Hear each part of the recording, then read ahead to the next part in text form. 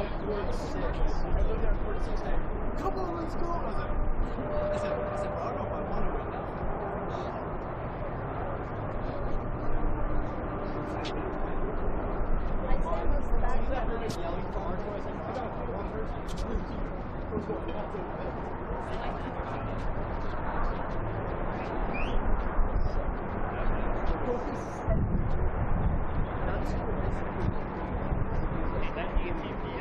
Yeah, right over New Zealand over there. 4 or 5. Yeah.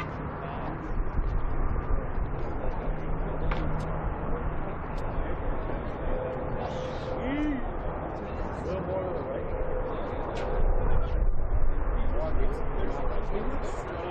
There's the cameras right there.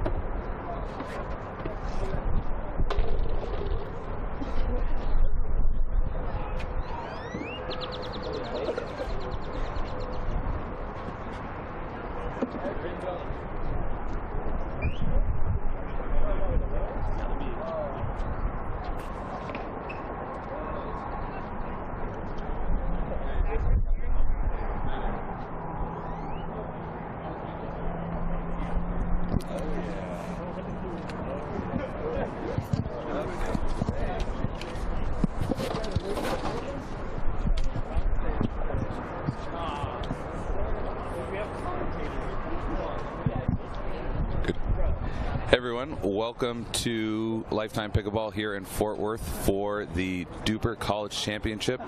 Game 3, this is our final day here on a beautiful, sunny but windy Sunday.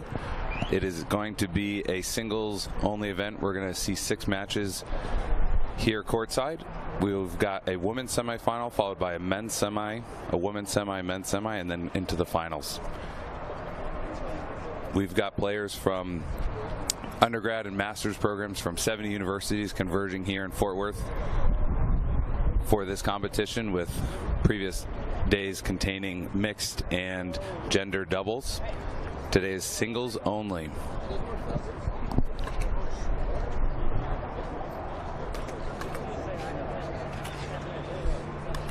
Four-man scoring always important before they get underway, so they're going to be playing best of 3 with rally scoring to 21 in those first 2 games. They won't switch sides. If it gets to a game 3 and retreated to some exciting action, they'll be rally scoring to 11, switching at 6. Beautiful shot down the line there by Caitlin Lewis out of the University of North Carolina. She's playing Elise. 1-0. 1-2. Just wide from Elise, coming from the University of Colorado. 2-0, Caitlin. 0.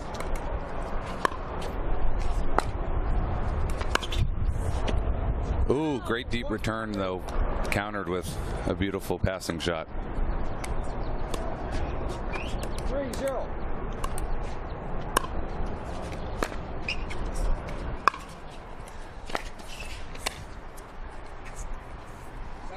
Caitlin had what she wanted. She came to the net just a bit wide with her backhand poke. We have 1-3.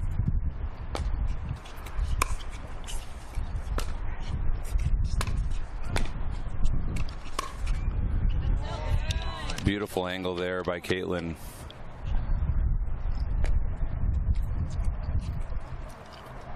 Again, rally scoring to 21, so more often than not, a serve will lead to a point for either one of these women. 4-1.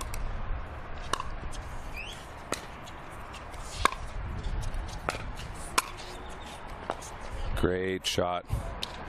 Some extended rallies here in this singles game so far. Caitlin really coming to the net when Elise is under pressure.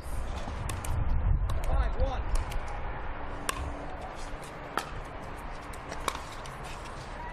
Aggressive drive there. Elise, time for her to get a little bit of momentum here. 2-5.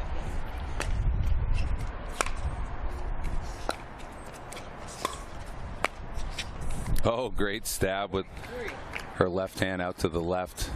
Put that away. Both women being very aggressive and coming up to net when it is opportune for them. Something you don't always see in a women's matchup. 3-5.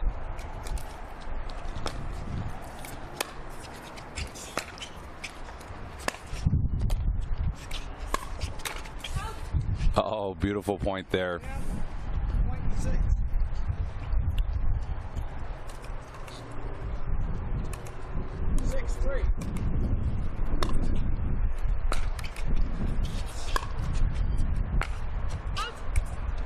Just pulled wide out to the right. You'll notice if you look around with the fencing, there's quite a bit of wind here.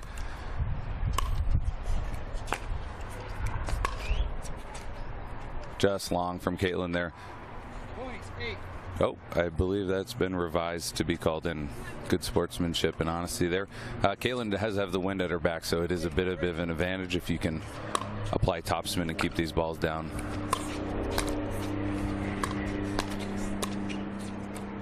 Oh, good.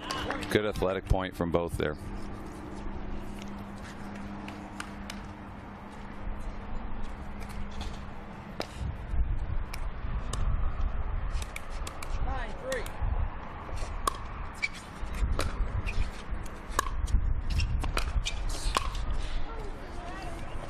Had the ball she wanted, pulled that out. Rally scoring, tough dynamic with rally is that every ball, there needs to be a margin of error there to make your opponent hit that ball back. You don't always have to go for the closing put away shot. 4-9.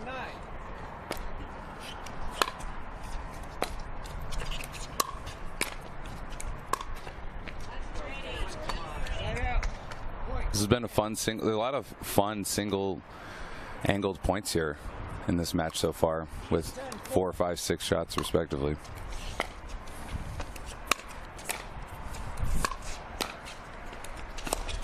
Oh, great hustle from Caitlin there, but good job from Elise to continue to get balls back to her left and right.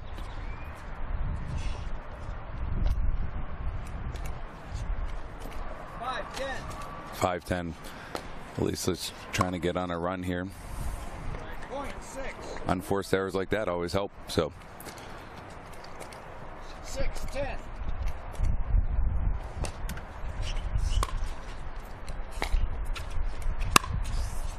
Oh, great rip. Great rip down the line there. Caitlin really running around her forehand to try to get some of those more powerful drives back at Elise.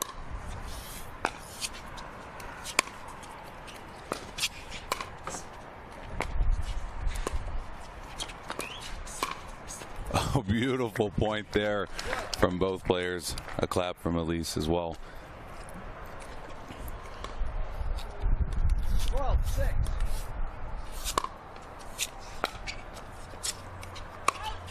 Just long off the baseline there. The swirling wind is pretty impactful right now on some of these ground strokes. Great dipping low shot there, making Elise stretch. We head into this timeout called by Elise with a 14-6 lead by Caitlin. I'm Ryan. I'm joined here by my friend and star pickleball player, Jack Monroe. Hello, everybody. It's good to be here. Jack is a very talented, ambidextrous lefty-righty, and he was quick to point out what he was seeing with Elise's play. Switching. You want to talk a little bit more about that, Jack? Yes, so at the net, you could see on the passing shots down the line, Elise actually switches to a right hand to get that extra few inches of reach, which is very interesting to see a player do that at the net. That is very unorthodox, but it definitely gives you a benefit at the net. Thank you, Jack, for that. It's very unique, and if you can do it, it's a very powerful game dynamic.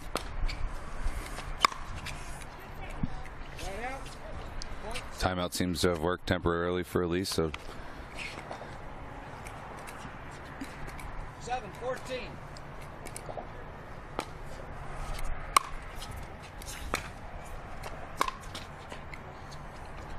another good point there set up for Elise. I've been impressed with the point construction. There's a lot of sensible shots that aren't too aggressive to be passing or making your opponent contend with pressure in these conditions to get it back. Wow. Great get by Caitlin there. I love how she is pushing herself to the net to add pressure to the opponent. That is very useful. 9-14. 9-14. Rally scoring at 21 here. Great hybrid drive, dipping quite aggressively after the net. Again, this is game 1 of the first women's semifinal match.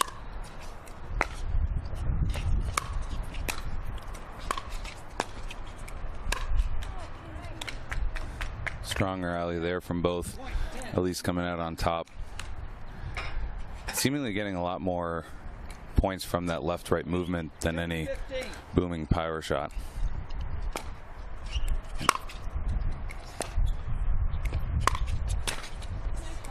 Great shot. It's a great cross-court volley. Taking that out of the air requires such coordination and meeting the ball, hopefully with topspin at the right angle while you lunge and plant. It's far tougher than it looks.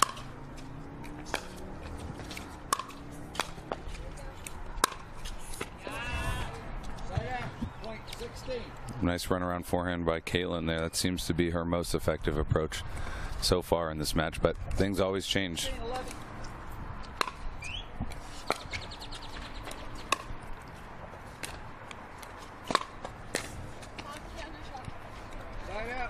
Great ball by Elise. As you can see, she is very confident with that backhand angle cross court. But also set up by a deep return, 2 inches within the baseline, really putting the pressure on from the first moment.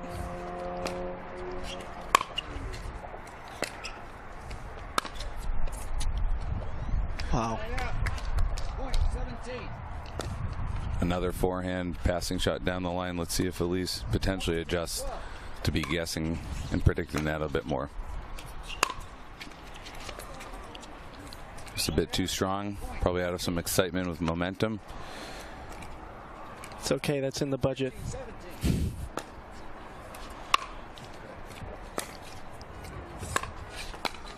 Wow. Elise's two-handed angled volley cross court is causing a lot of trouble right now. 14-17.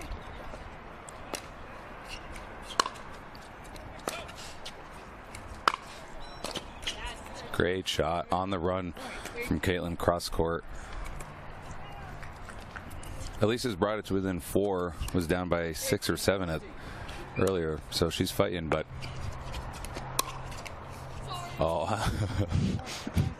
an unlucky net court at an inopportune time there, but that is racket sports for you.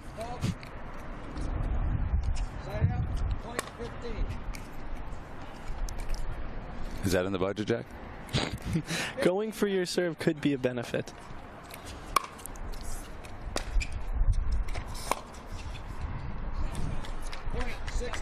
I'd like to clone Elise's two-handed backhand. 16-19.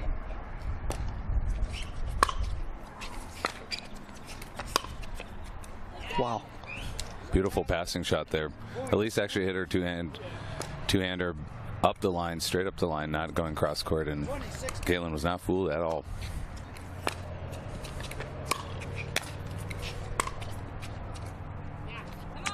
Oh, baseline, white line, stroke there, gives game 1 to Caitlin.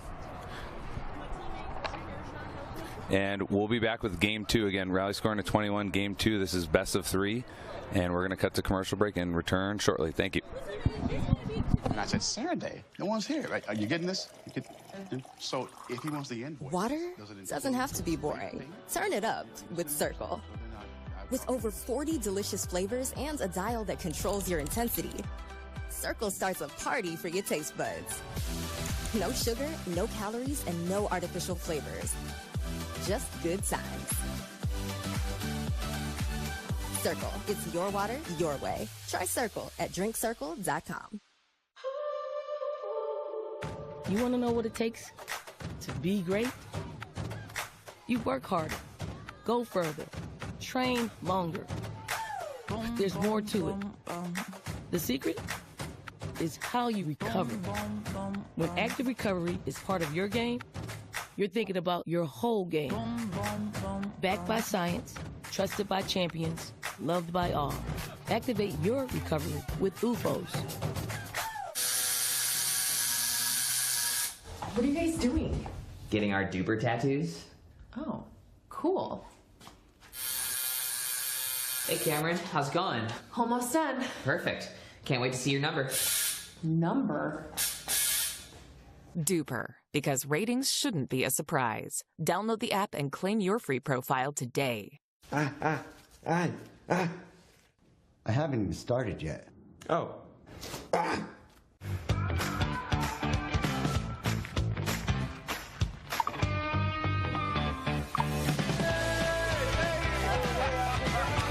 Check out these new gamma paddles. Yo, I gotta try that paddle. Here you go.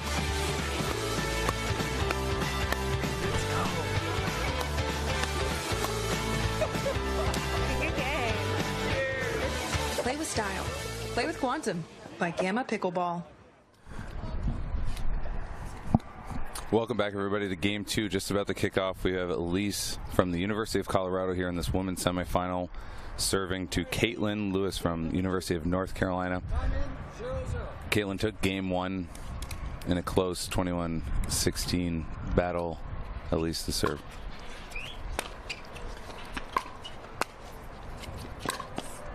Wow. Great shot. Crossport ball right there. And these players will have to adjust because of the wind. It will be a factor in this game. 1-0.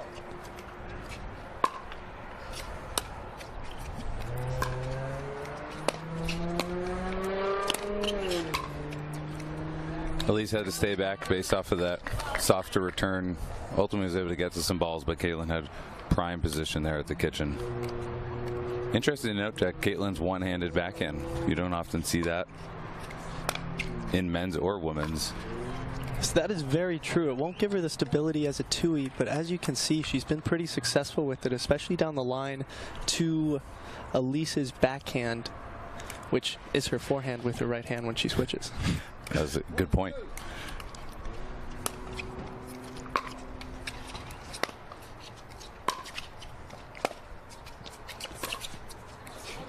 Wow, great. I'd say that qualifies as cat and mouse with those angled drop shots there. It can happen from the midcourt. 3-1. Caitlin serving 3-1.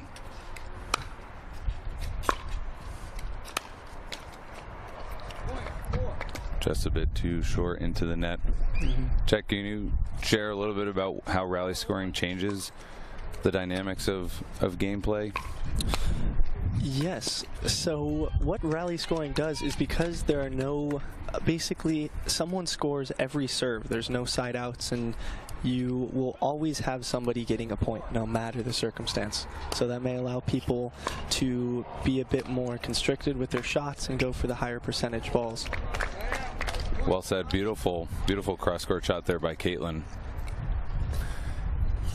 Crazy how she does that with a one-handed backhand.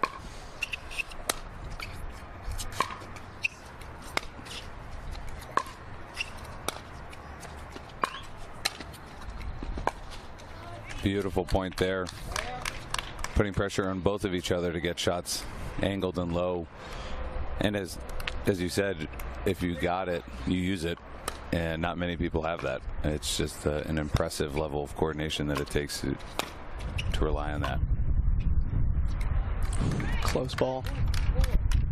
Good pressure here from Elise coming out the gate, much stronger than game 1. Jay, can you tell where the wind is coming from? I am doubting my wind judgment skills right now. I'm thinking it is in front of Elise pushing towards her, so she's allowed to hit the ball a bit harder. There are no wind socks here, so it's tough to get an idea of where the wind is coming from.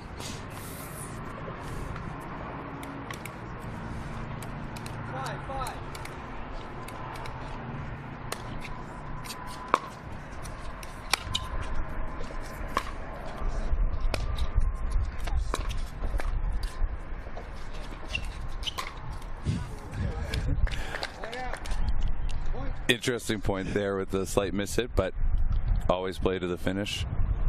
One other note I think about rally scoring, especially in the singles context where you're in full control for your side, your name, your point score, is that momentum can happen in an instant. You can put together 2 or 3, 4 shots quite quickly.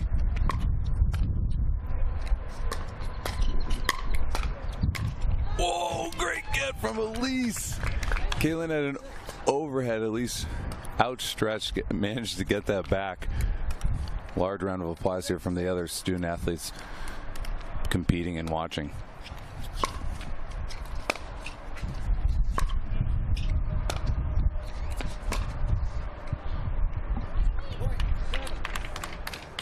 Caitlin's doing a great job hitting those deep returns. However, she does seem a little scared of coming to the net, even with the deep returns. I would like to see her get to the net a bit more, control the game a bit. 7-6.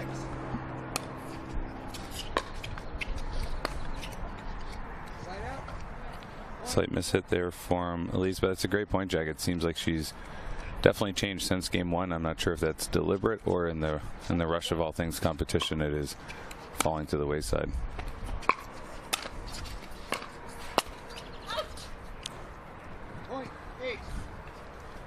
Elise had what she wanted there. Centered in the kitchen, just outside the kitchen, excuse me, and the 2-hand backhand is, or forehand, however you want to look at it.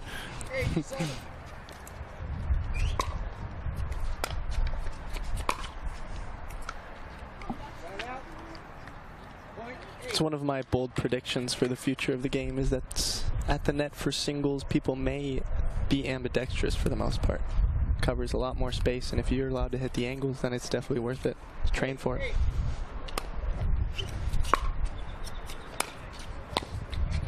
Beautiful shot, stretching Caitlin there.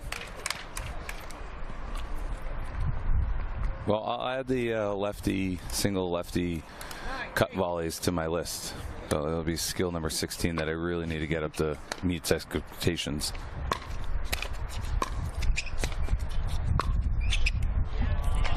Great shot there by Caitlin. She loves that forehand. She can place that forehand anywhere on the court as long as she gets around it, and you just saw a prime example of that.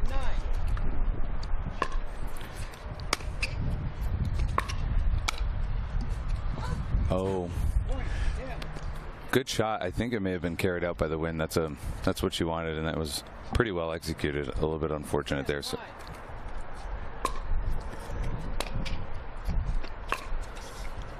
Ooh, tie game at 10-10. Again, this is game 2. They will not switch sides. They will not stop at 11. It is straight through to 21. If Elise is able to pull this game out, we will go to game 3 with rally scoring to 11. There, that is how you dictate a point by Caitlin. As you can see, she pushed up from the net. Great return deep.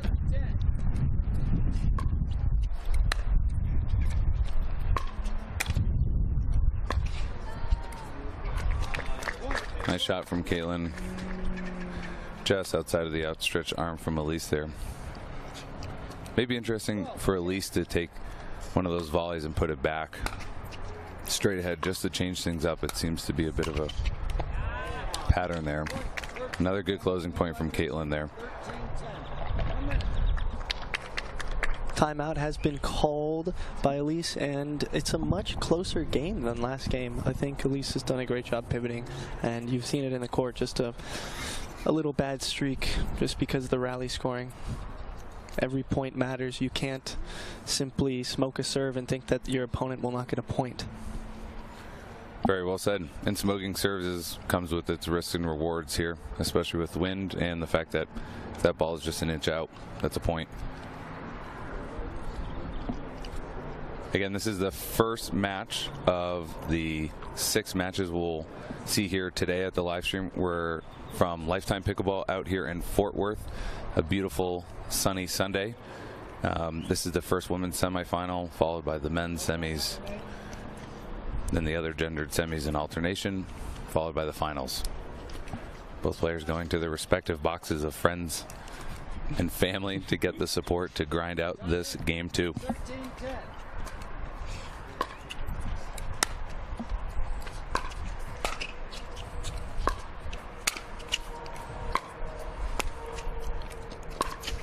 Wow. Great court coverage by Elise right there. She is fully stretched out on every single one of those volleys and actually placing them surprisingly well.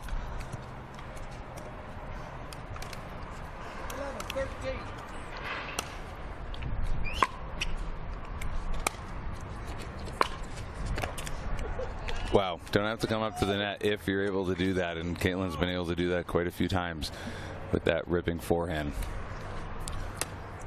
Jack, is shape more important or is power more important with baseline ground strokes? That is a great question, and personally I would go with shape. Allows for a lot more angles, and just adding topspin gives you that amount of those angles that you typically wouldn't see from your opponent. Compared to power, you are limited at some points. Nice closing forehand there from Elise. Switching hands, I love it. I seriously love it. It's so unique. 12-15.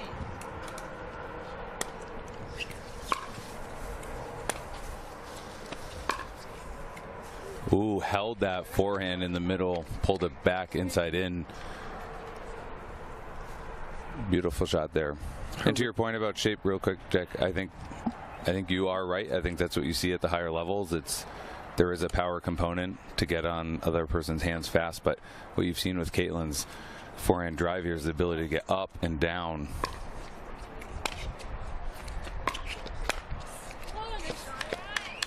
Great job by Elise there, climbing her way back.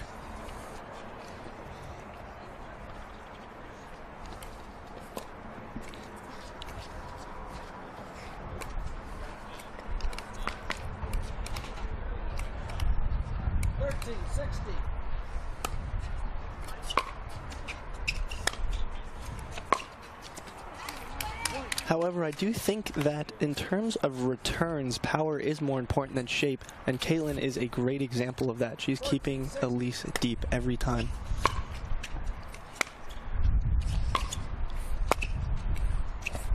Oh, good hustle.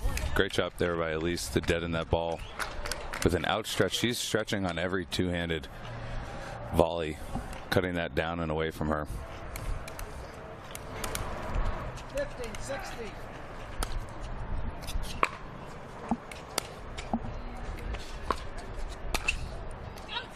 Oh, just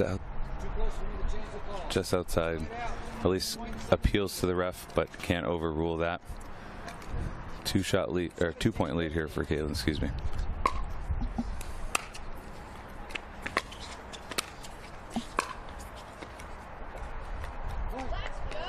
Wow.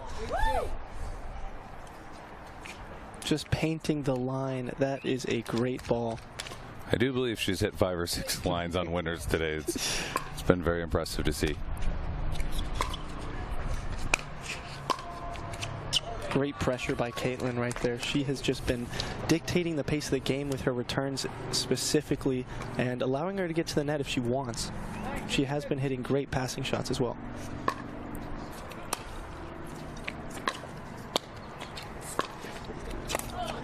Wow. Beautiful point there, the way Caitlin wanted it to happen. expecting that two-hander back across her body from Elise. She's serving for the game and the match here in the semifinal. With Elise's unique game, how difficult is it compared to righties playing against a lefty? Well, it certainly just changes things up. There's spots that you're going to potentially just be hardwired to try to hit, given your training and your rec play, and when you go for that spot, but there's a paddle there waiting for it. And oh, well, excuse me, this is more important. This is more important. You have to serve to score to win here. So rally scoring at 21, Caitlin with game point, match point.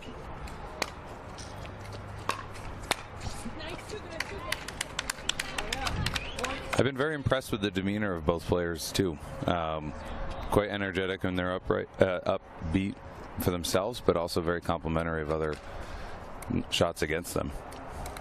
It's not something you always see. It's not required, but it certainly is a fun and competitive environment to be around. Ooh. From our angle, that seemed to be almost an ATP, but it was so low over the net. I was like, how did the physics work there? 18-20.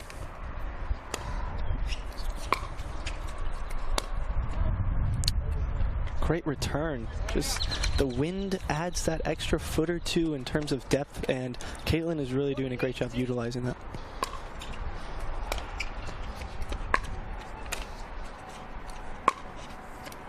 Wow, Caitlin goes into her bag for the shot that yielded her 10+ points across these two games. So Caitlin Lewis of the University of North Carolina advancing to the women's finals here at the DUPR College Championship. Stay with us as we will be followed up by the men's semifinal here in Fort Worth, Texas.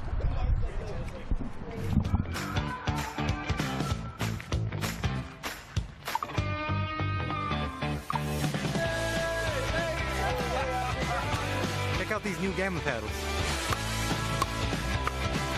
Yo, I gotta try that paddle. Here you go.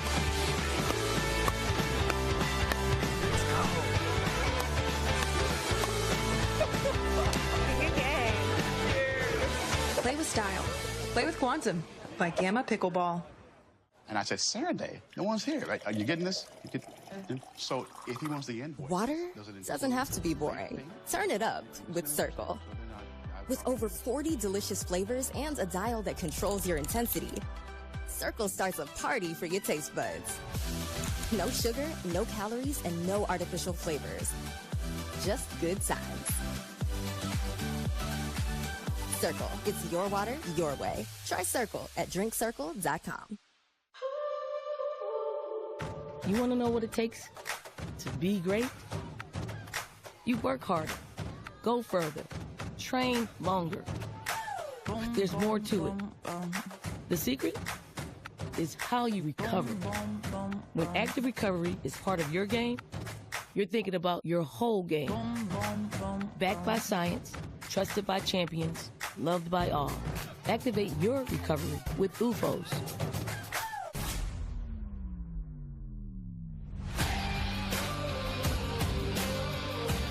I love the energy. The energy was electric. Very fun. Such a social interaction, and you get to play a whole bunch of people. Super excited to play the rally scoring. This format definitely pushes you to make it one more step and play in the big leagues.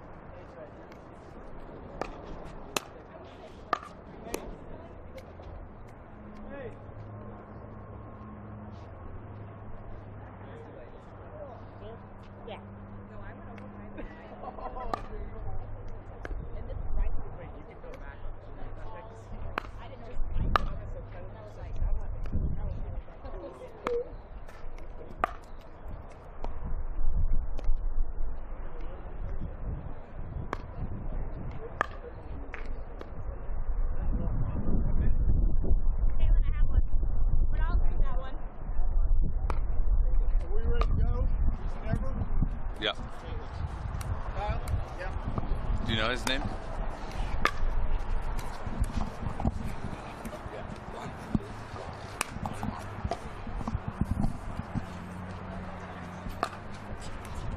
Hey everybody, welcome back to the DUPR College Championship, here for this men's semifinal between Colin and Django. This is our second match of the day, but it is not the second or the first for them. This is their 9th match.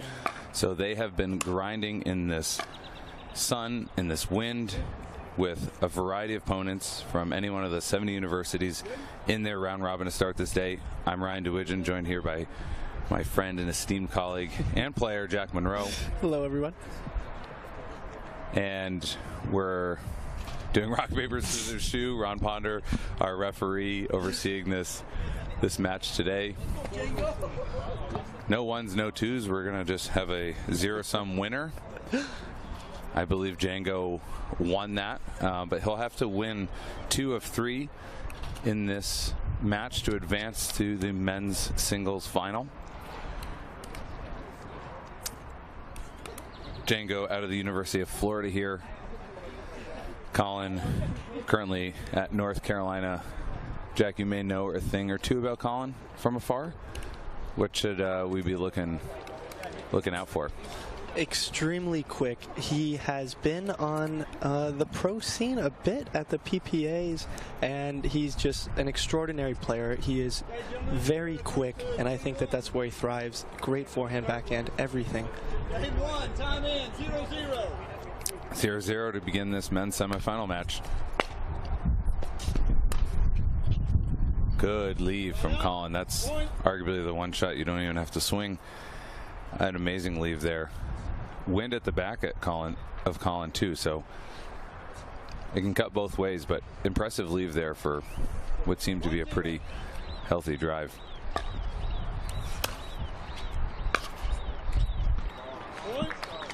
Jack. Such a good ball. I mean, the roll backhand down the line, it's tough to see, but in person, I mean, there's just so much topspin on that ball. That thing is dipping as soon as it goes over the net. It may be at Django's shin as he stands on the kitchen.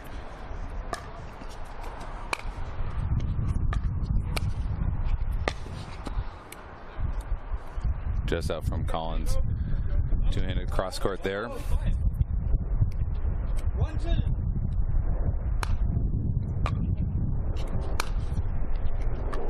Like this powerful serve by Django, I think that will pay dividends in the end, especially with the wind pushing against him. He will be able to add some more power on that.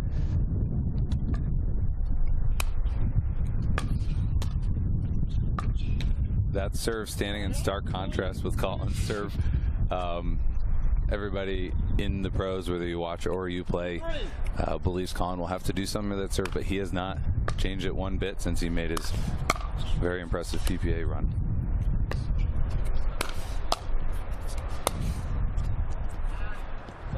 Good extended point there from both players.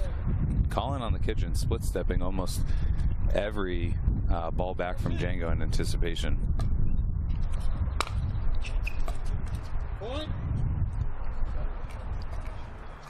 That return, especially on a weak serve like that, is definitely in the budget.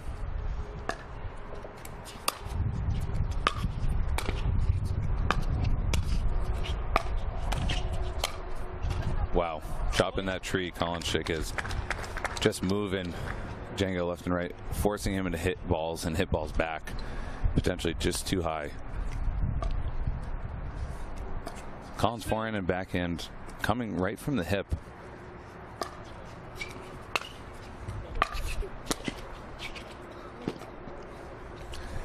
Django seemingly with some of a tennis background with that beautiful cut volley there, aided just slightly in part by the top of the tape. 3-6.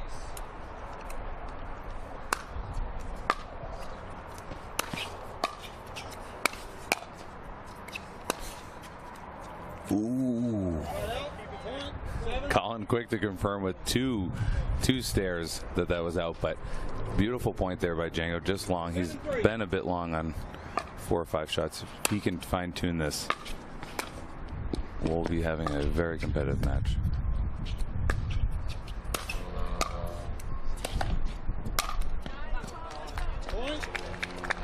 What do you see here so far, Jack? The placement, I mean, Colin is doing his best to get to the net every single shot. He'll even approach after he drives the ball, which you think would give him a little time, but he still utilizes it.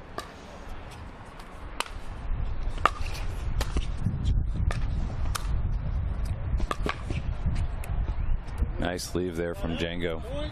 So much topspin, as you can see from both players, and I think that allows them to hit a lot more power.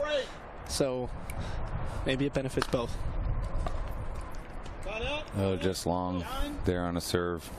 Wind was a bit quiet for a second, so I can see why I missed it. 9-4. I'll recall. 9-4.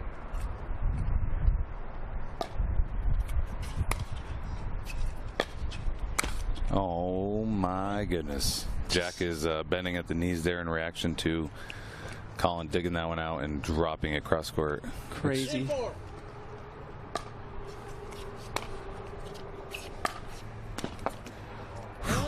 Okay, so that brings us to 11, but slightly different here in rally scoring. They will not switch sides. They will stay in their pursuit of 21.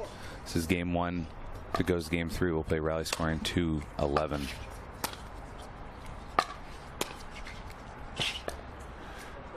Great deep return down the middle. Pushed Colin to force to basically pick a side, forehand, backhand, and then Django was able to really, really take advantage of that. 5-11.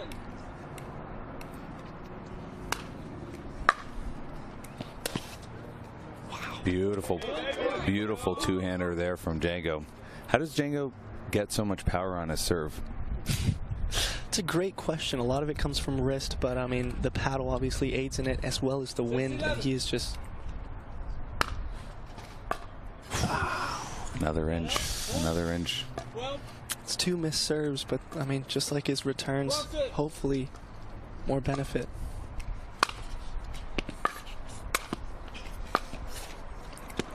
Wow, great stretch from Colin there. Django had it where he wanted. That's a great execution, but that was good. Colin's cross court, too great. He also never hits a one-handed backhand unless it's at the net, obviously. That passing shot was full extended reach with 2 hands.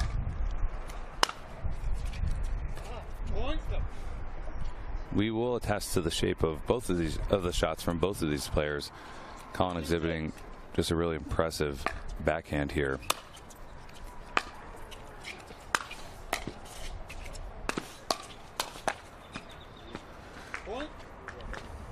Impressive cut volley and blocks there from Colin at the net, forcing Django to do a little too much, pushing that ball out to the right.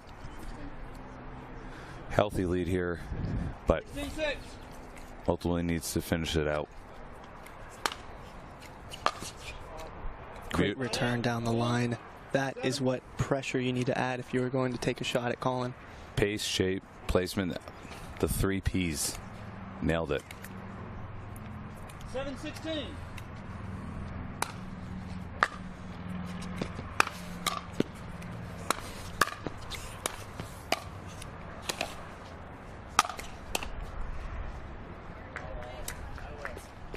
Beautiful point there from both of them. When Colin volleys, he is an inch outside of the kitchen. It is crazy how close he gets to the net without a kitchen fault.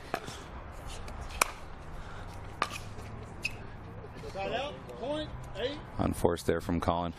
With his volleys, what's interesting is he's a very aggressive cutter. Like, he doesn't just angle the ball and meet the paddle with the ball. He like really comes down hard on it as if he has something against it. That cut return is actually a great ball. It's short, so it cuts off all the angles down the middle, and the spin makes it tough to drop.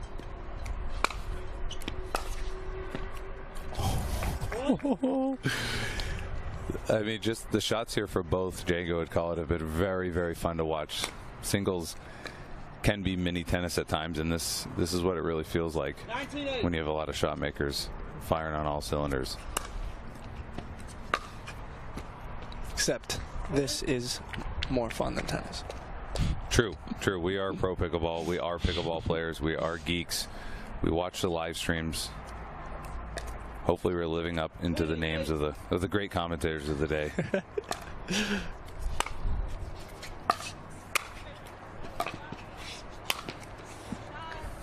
Beautiful 1-2 there from Django to get that higher ball back from an outstretched Colin. Okay, so we do have a freeze in the games at 20 as they go to 21. So serving the score will be Colin, but Django's going to try to make a run here. When the players get to the net, they seem to slice a lot of the balls down. Why is that, would you think, compared to adding topspin?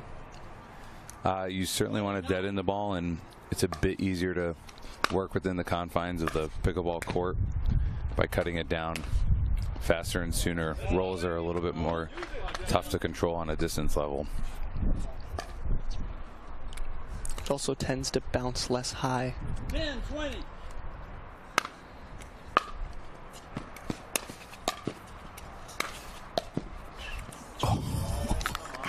A collective gasp here from all 60+ people watching this men's semifinal with these amazing points that you seemingly think Django has the advantage, and it quickly has turned.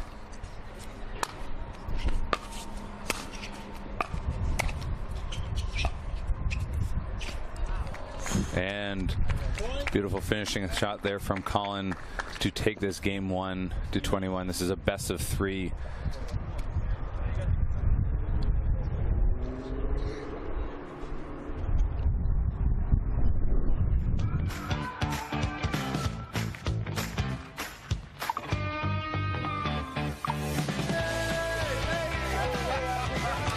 Check out these new Gamma paddles.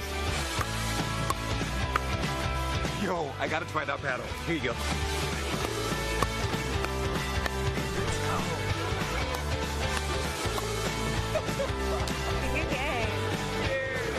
Play with style. Play with Quantum by Gamma Pickleball. You want to know what it takes to be great? You work harder, go further, train longer. There's more to it. The secret is how you recover. When active recovery is part of your game, you're thinking about your whole game. Backed by science, trusted by champions, loved by all. Activate your recovery with UFOs.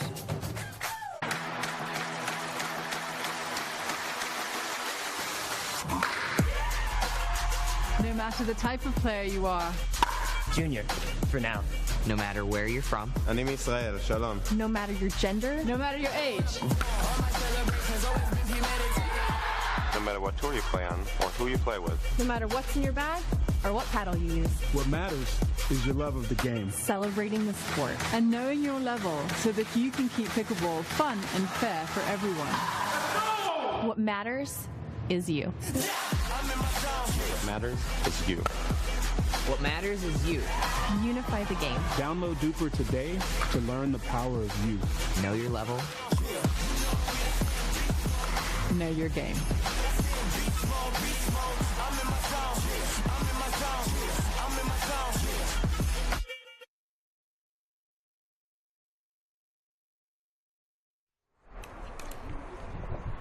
Game 2, welcome back to this men's semifinal, the first men's semifinal of the game between the singles battle between Colin and Django. Just long there. Good start for Django. Went down 21-10 in the first game. Going to look to be aggressive here early.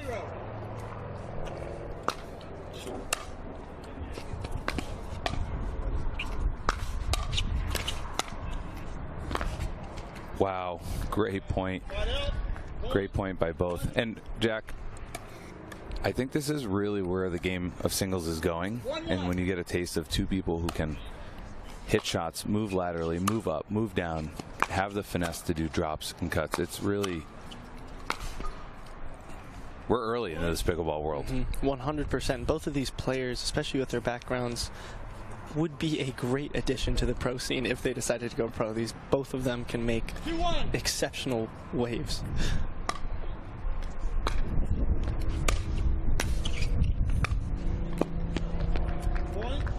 Those forehand those forehand shots are just so tight.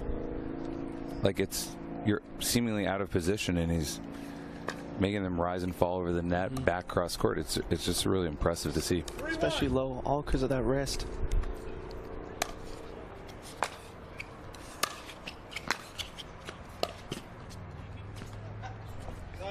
Point, 2. Django on his serves may have to take a little pace off in order to prepare for the wind, but I mean, he's doing a great job with this power game.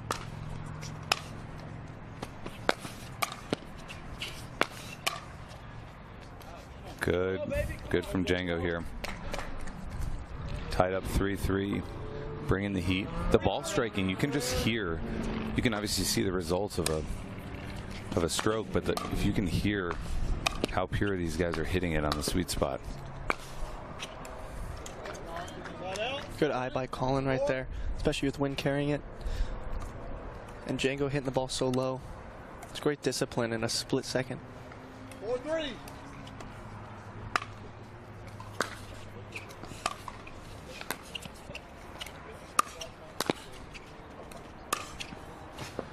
Beautiful 2 backhands in a row there.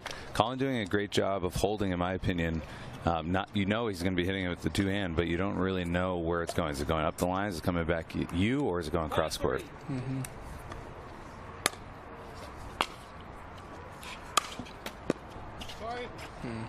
Point. Tough net ball right there. But I do think that kind of deception is because of Colin's wrist. It allows for him to be so quick in terms of picking where he wants to hit the ball.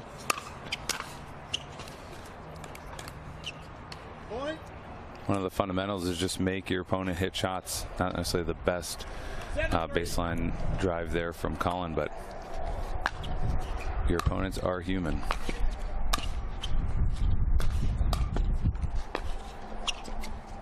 Point. And Django has been hitting amazing returns. It is just crazy how Colin is able to pick the ball up and slice thirds, topspin thirds, pass thirds.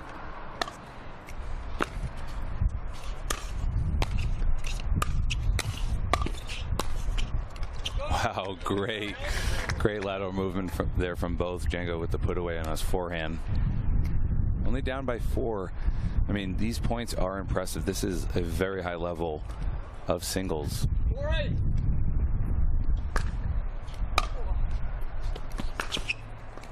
No joke, this could be in the pro draw of a tournament. 1,000%. Definitely qualifiers, maybe even first round. It's very impressive. Point.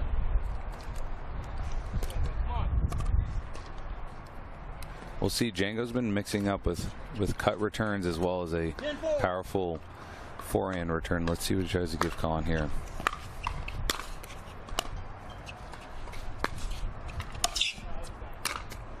That was indeed out. In the closest corner to us here.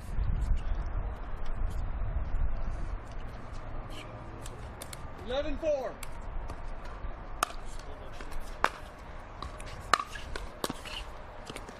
Point. Timeout taken there by Django. Colin up 9, 13, 4, I believe 12-4. And here in game 2 again at the DUPR College Championships. They are not switching sides in the first 2 games. If this does go to a game 3, they would switch serving ends, and it would be playing to 11. Again, just a reminder, these 2 battling it out, and the next pairs that you see are at the end of a very long day. Playing 7 or 8 matches, Jack, like no joke, in doubles. Pretty Herculean endurance effort for singles. Yeah, no kidding, especially after all of that. I mean, was there mix today? I believe mix was yesterday. This has been a singles only Sunday fun day event here at the College Championship. Everyone's converged here at the Lifetime in Fort Worth, Texas. Wind picking up, I believe, into Colin's face here, so hopefully Django can calibrate. I'm sorry. Numbers are really small. I'm sorry. 12-4.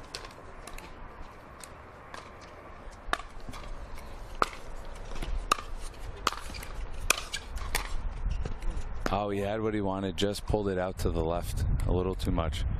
And I think that is back-to-back missed volleys at the net, and that's just something Django may have to account for, because he's in control of the point. Good leave by Django. Interesting, did not try to put those volleys cross court, simply extending that back straight out from him.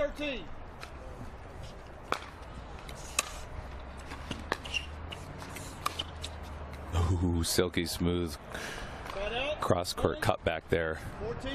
So why is it that both players tend to have an advantage at the net? And the net is such a sought after position to be in after hitting a return.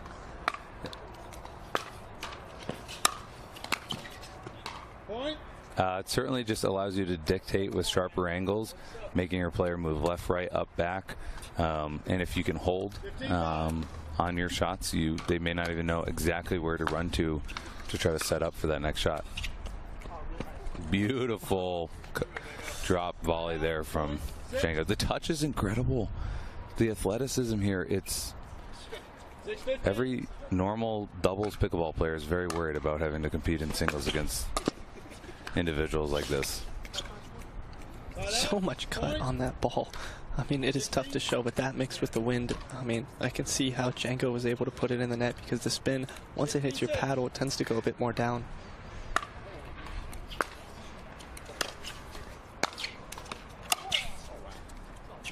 Oh, wow. Almost landed that, but great point, great return set up by Django there to get that outstretched Colin. Side out. Point. 17.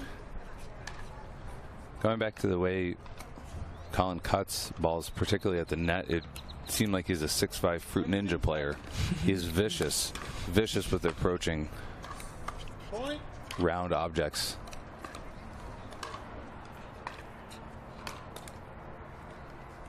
$18-7.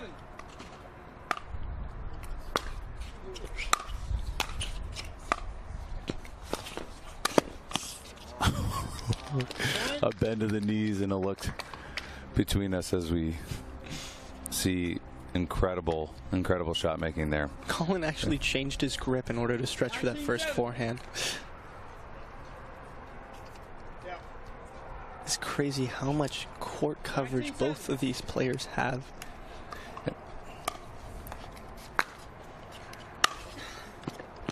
Great passing shot there from Colin. I mean, 27 is a very big lead. You ordinarily look at this in rally scoring and say this was a blowout. I mean, it is a heavy margin by points, but the play has been quite incredible by both. And that will conclude game 2, match 2 of the first semifinal for the men's. Colin Schick of North Carolina advancing to the men's singles final. That will be his third final of the weekend for him. Triple crown like Ben Johns. Yep. Jack and Ryan will be back after a quick commercial break.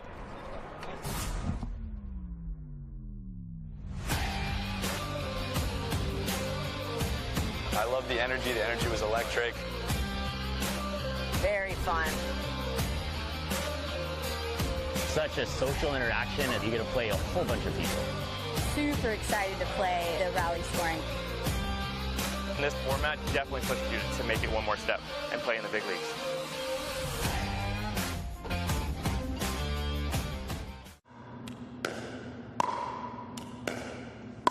I'm gonna say she's a solid 3.5. Nah, she's definitely a 2.5.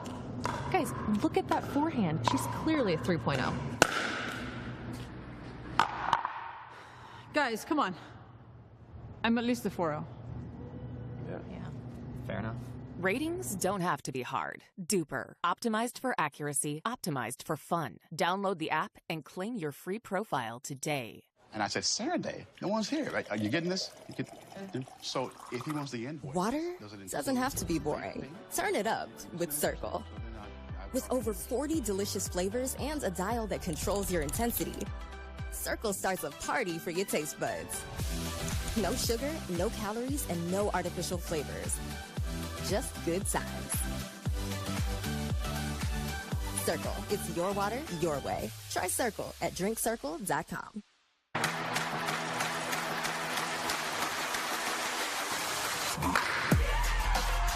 No matter the type of player you are. Junior, for now. No matter where you're from. Anim Israel, shalom. No matter your gender. No matter your age. No matter what tour you play on or who you play with. No matter what's in your bag or what paddle you use. What matters is your love of the game. Celebrating the sport. And knowing your level so that you can keep pickleball fun and fair for everyone. What matters is you. What matters is you. What matters is you. Unify the game. Download DUPR today to learn the power of you. Know your level. Know your game.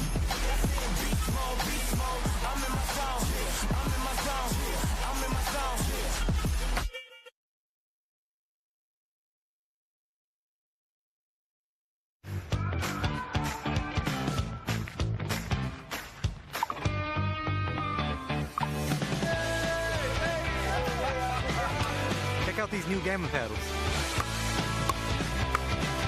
Yo, I gotta try that paddle. Here you go.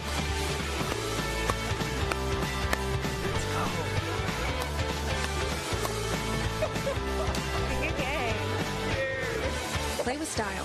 Play with Quantum by Gamma Pickleball. You want to know what it takes to be great? You work harder, go further, train longer. There's more to it.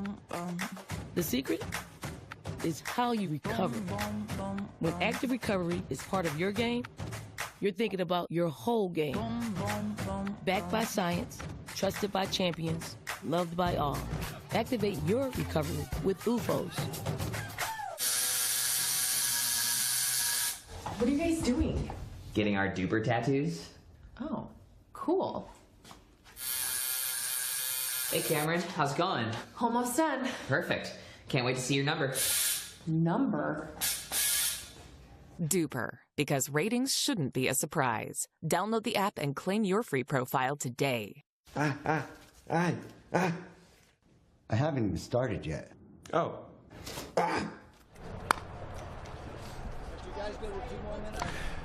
Hey everybody, welcome back to Fort Worth, Texas for the DUPR College Championships. We have a women's semifinal about to begin. This is the second women's semifinal, so the winner of this will advance to the final. You can see we have Dylan from Utah Tech and Lorelei from UVA warming up. Dylan is dressed in the white skirt and Lorelei in the gearbox blue and maroon.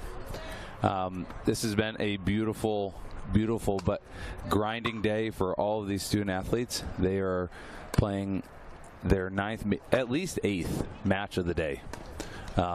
Singles is an intense mental and physical competition, and they have pioneered their way through pool play. Jack, do you want to offer up a little bit of detail what happened earlier in the day between these two? Yes, so earlier in the day, Lorelei actually beat Dylan in pool play, and so it'll be interesting seeing the matchup once again, whether they took some strategy and how they're going to implement it this time around. Awesome, thank you for that context. We're about to get underway here. Want to do a quick shout out to Dylan's parents. She is wearing SPF. She did want to make that clear to you. It's SPF 50. She's ready to compete in the sun here in Fort Worth. Lorelei from UVA starting us off.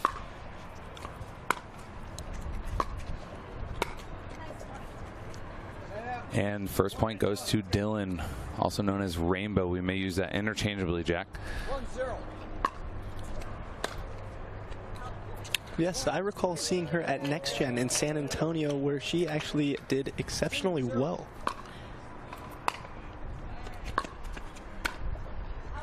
Lorelei getting balls that are quite good for the X's and O's, just pulling those, maybe a little bit of nerves, a little bit of wind to contend with. Let's go. What a shot. Let's go. A beautiful shot and come on there from Dylan with coming out to a quick and hot start, 4-0. That excitement maybe getting the best of her in that serve. She is bringing the energy. You can feel the intensity of her on-court presence.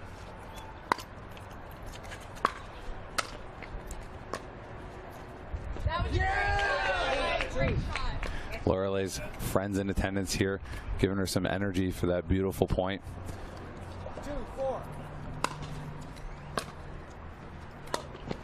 Great topspin serve by Lorelei, adding some power right there. And once again, another lefty. Interesting seeing the matchup, as down the line is now going to be forehand to forehand.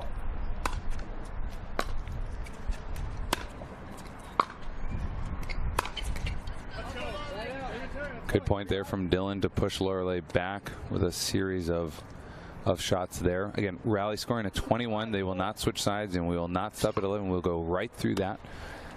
Time is of the essence as we get through these. Beautiful shot there from Lorelei. We've seen quite a few lefties. We've seen some ambidextrous play. It is hard to actually put a label on what we're actually seeing out here because it is not tried and true tradition. Beautiful. We have some other UVA DUPR college athletes in her box courtside, giving Lorelei all the excitement she needs for some great play.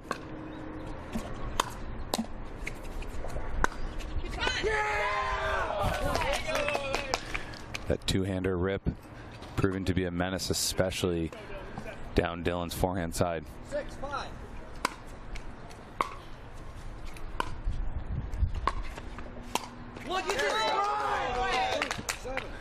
Lorelei, I think that's 4 in a row right now.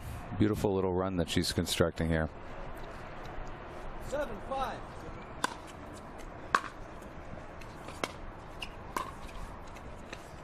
Oh, angle right there. Wow, going behind her, especially again to her backhand. 6-7.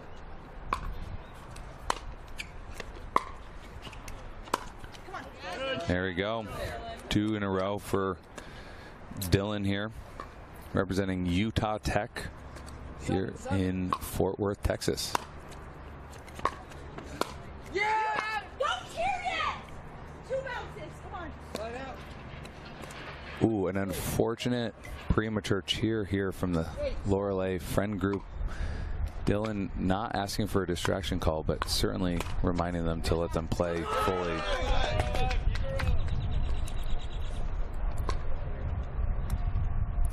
That is something you don't quite see, especially when it's from the non-player side.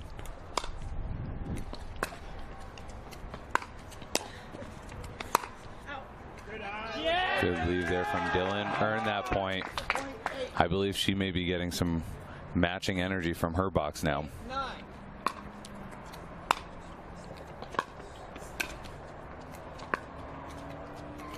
Seems like she took her hide off that just a little bit, but 10-8.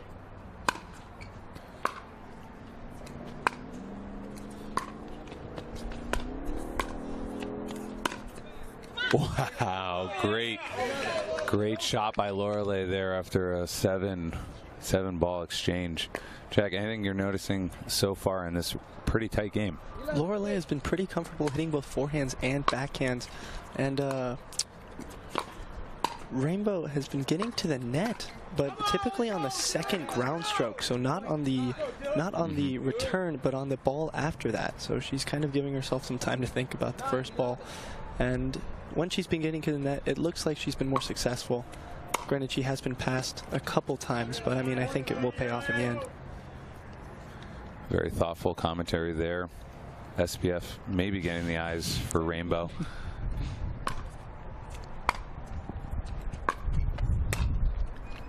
Yeah! Beautiful shot there, painting the white line. We haven't seen men and women standing in attendance here. We now see it. I wonder if both of these have brought the support. This seems to be quite an amped environment for this women's semifinal.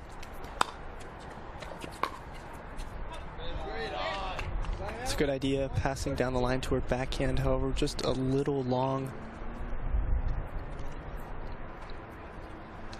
It's funny how fast these games go by.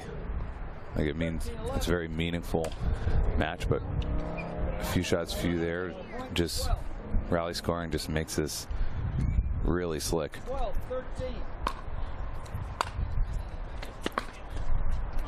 Good ball, so much topspin on that. You can see how Rainbow grips her paddle.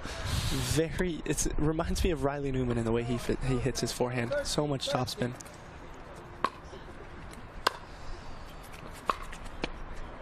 Who just long there, couldn't get it down fast enough, but any man, woman, of any talent level in pickleball, again, compared to Riley Newman's shot and one of his primary ones is a very nice compliment to have. 14-13.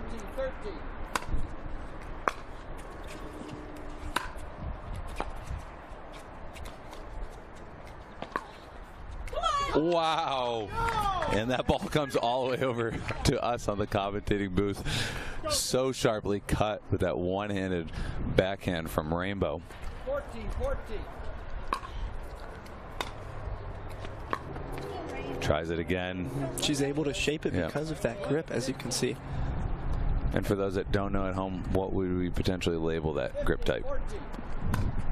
It's a good question, Ryan. I do not know my grips as well as I should. That was an alley. You know a lot about pickle. Great shot by Lorelei there. You know a lot about pickle. Maybe that was an alley-oop to myself. We would call that Eastern all the way maybe to semi-Western. It's very confusing. Someone should figure it out. A better standard. 100%. Beautiful close there with Lorelei's left-hand forehand across. Dylan here feeling a little bit of the pressure, down by a few, taking a timeout. Lorelei's serves have been giving her a pretty big advantage. I mean, she's been just really using her wrist to whip these balls on her serves and give her an easier third ball.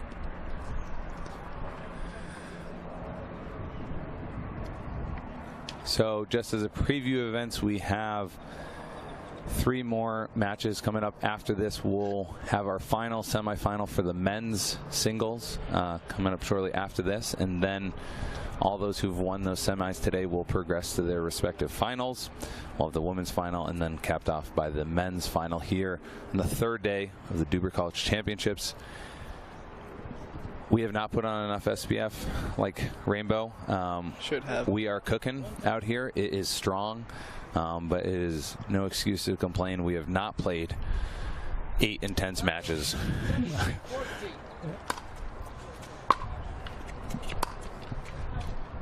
Just a bit loose with that forehand there.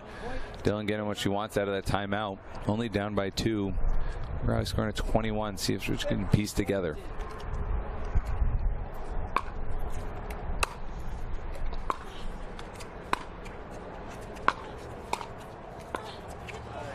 Nice point from both.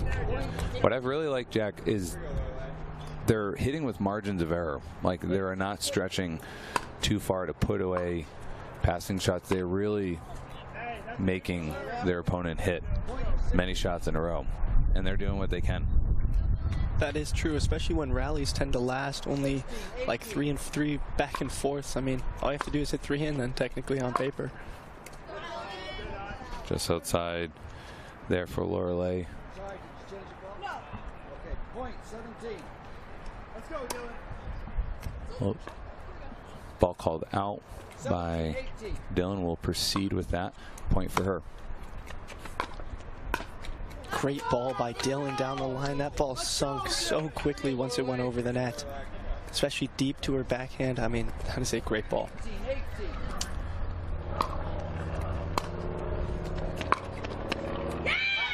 Painting that line as white as her dress there with that forehand, that Riley Newman-esque pancake drive. Lorelei, all she could do is nod and say, that was good. Grip styles you may not know.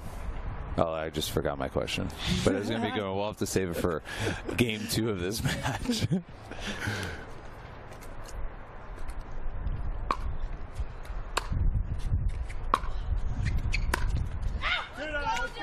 An emphatic out call there from Dylan, has rallied back from behind from 2 to get up 20-18. Serving with rally scoring, frozen at 20 here, serving to win this first game. Showing a lot of fortitude to not get too nervous or out of sorts. She's down here, but now she's back up, representing Utah Tech. Timeout could add or relieve pressure depending on how you take it, and so with this being 2018, the game is on Dylan's paddle. You could tense up right here. I mean, both players, returns, I mean, it'll be tough.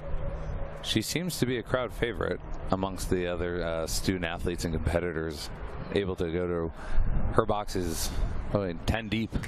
High fives, you got it, fist bumps, 15 seconds. giving Rainbow everything she needs. Just noticing the rainbow socks, so.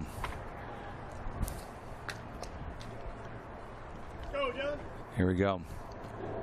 Serving to win game 1, this women's semifinal match.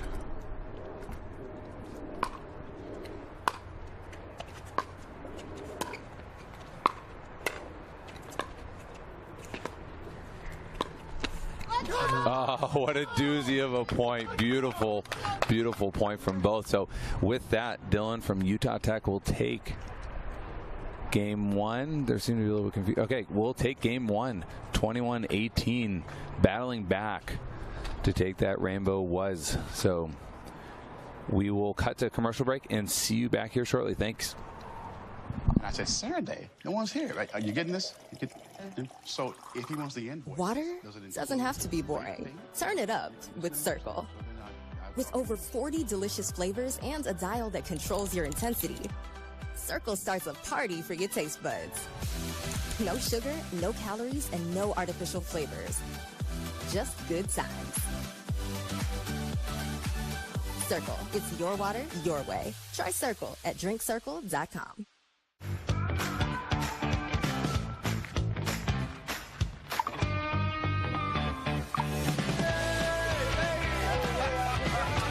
Check out these new Gamma paddles. Yo, I gotta try that paddle. Here you go.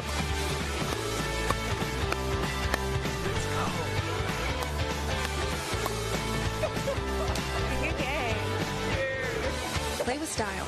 Play with Quantum by Gamma Pickleball. You want to know what it takes to be great? You work harder, go further, train longer. There's more to it. The secret is how you recover. When active recovery is part of your game, you're thinking about your whole game. Backed by science, trusted by champions, loved by all. Activate your recovery with UFOs. 15 seconds. Welcome back, everyone, to game 2 of this women's semifinal match between Dylan and Lorelei. Dylan fought back to take game 1, serving here. Ooh. Nasty forehand there by Lorelei. I don't know, even if you'd gotten a paddle on it, what more you could have done. 1-0.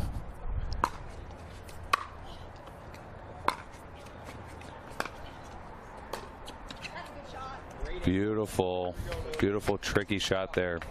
Wow, inside out forehand volley. Just, I mean, caught Dylan in a pickle.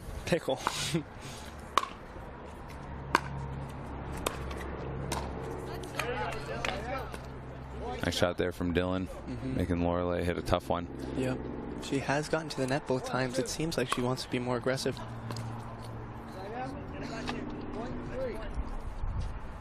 Lorelei's grip, we could say, is semi-Western, extremely set up for forehand topspin. Gives her a great serve. And wind at her back, you can't quite tell, but wind definitely at her back. Dylan hitting into the wind. Close call there. Again, players call their own lines. Ref primarily seeing kitchen line violations.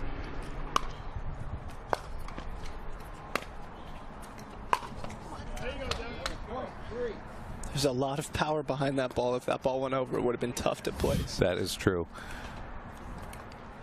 3, 4.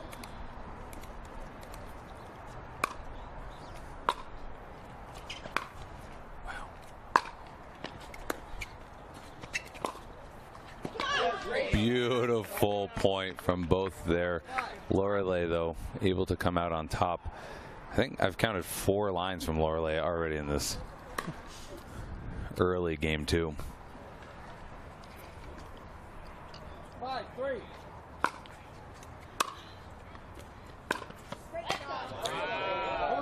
Jack, what'd you see there besides a crafty cross court? That was a great ball, especially so low, and it's a very good shape.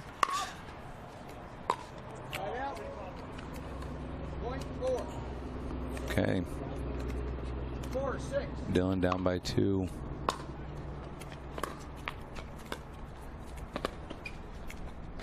Oh. Wow.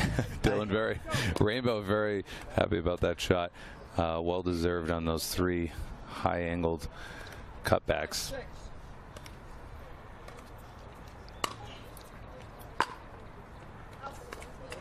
A little too much there from Lorelei. I do like trying to hit deep returns. That is singles one-on-one, and I think Lorelei has the ability to put points together. So, as you said, that's in the budget. Let's go. Once again, going behind her. I mean, that is just a great ball. 7, 6. The momentum took Lorelei to her forehand side. Just wide on that two-hander. Let's see if Lorelei can bring the pressure with a serve initially. 7, 7.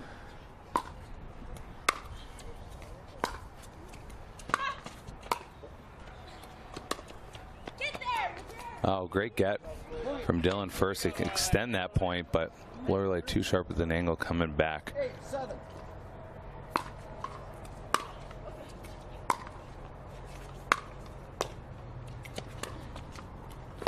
Ooh, nifty from Dylan.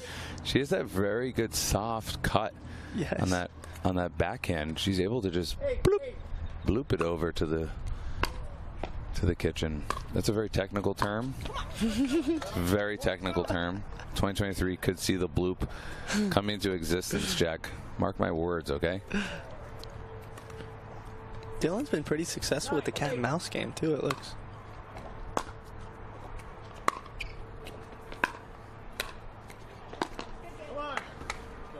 Good pressure there from Dylan.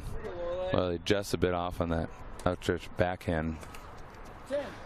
10-8, extremely close. Going up to 21 here.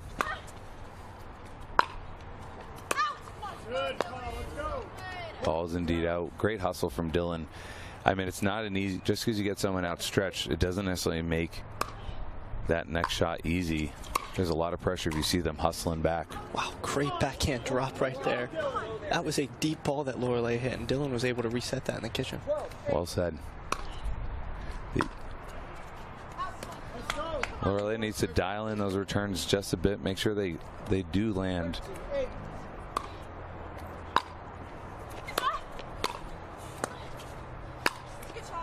All good slice return right there. Wow. Strong overhead there.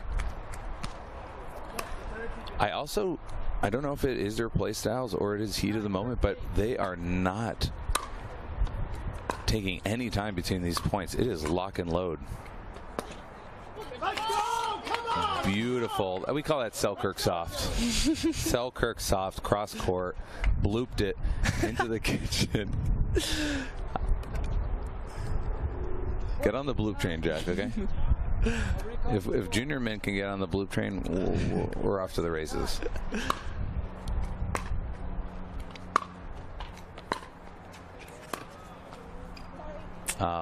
Great shot, but just an unfortunate net cord, very hard to handle from Lorelei, or by Lorelei. She's pulled away a little bit here.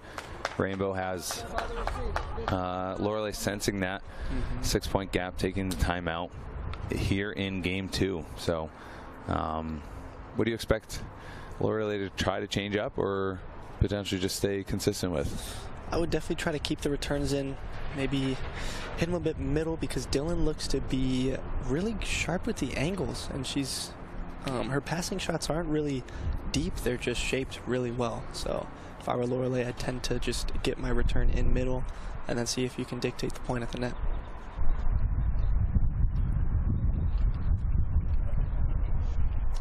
Regardless, the timeout allows for both players to reset their mind, especially if you're down a little. I mean, mindsets could change in an instant. You can certainly relate to being down, Jack, so I will trust you on that one. A lot of resets needed, mentally and physically. Glad to have you here courtside.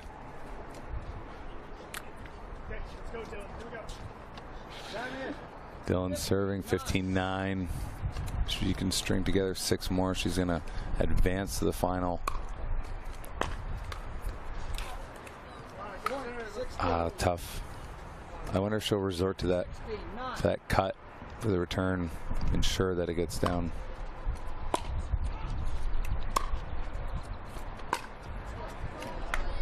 Just lifted a bit too early. I mean, would have been a good ball.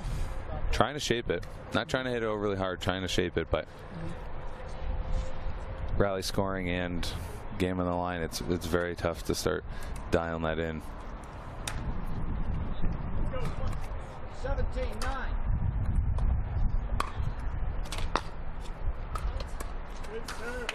Three unforced here from Lorelei. Especially in rally scoring. 18-9. Side out. Point 10. Rainbow has requested that we take that out. I would if I could, but we will resume with the broadcast. We will with the highlight reel. Yeah. Great ball. We'll keep that in. We'll keep that in too. Yeah, let's keep that. There's certainly been a good bunch of clips that she's going to be able to use as she becomes a singles player in the future. Great shot from Lorelei. Outstretched backhand, able to get a paddle on it. Her energy is quite good. She's bouncing, smiling. I think 11-19 is no small feat, but she's going to go down swinging. And that's what we call a commentator curse.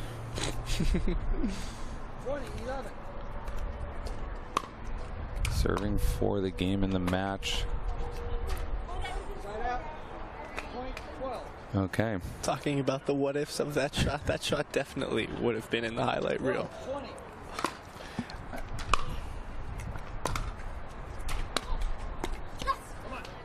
Okay, and again, you have to serve to score. So Dylan getting that ball back with a chance to close out this game. This will be our second game point. 20-12.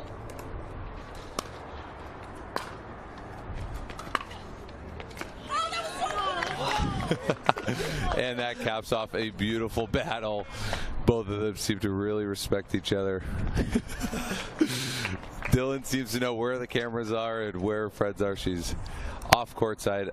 That wraps up our women's semifinal. We will cut the commercial break for the last men's semifinal. Talk to you soon.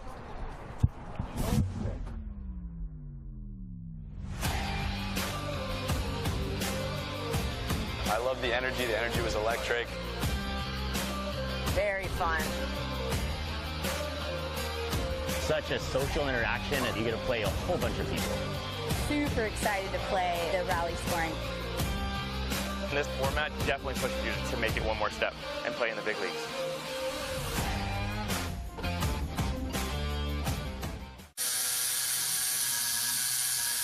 What are you guys doing? Getting our DUPR tattoos. Oh, cool. Hey Cameron, how's it going? Almost done. Perfect. Can't wait to see your number. Number? DUPR, because ratings shouldn't be a surprise. Download the app and claim your free profile today. I haven't even started yet. Oh.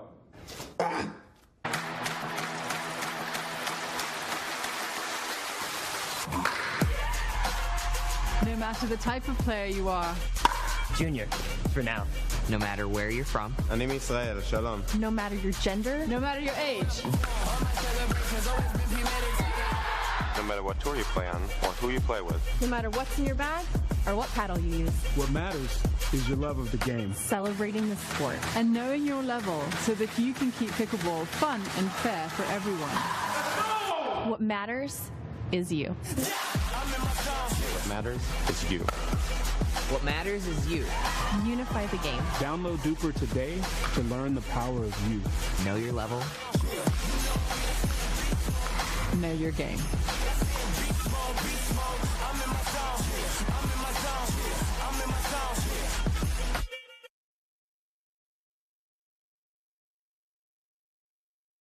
And I said, Saturday? No one's here. Right? Are you getting this? So if he wants the invoice... Water doesn't have to be boring. Turn it up with Circle. With over 40 delicious flavors and a dial that controls your intensity, Circle starts a party for your taste buds. No sugar, no calories, and no artificial flavors. Just good times. Circle. It's your water, your way. Try Circle at drinkcircle.com.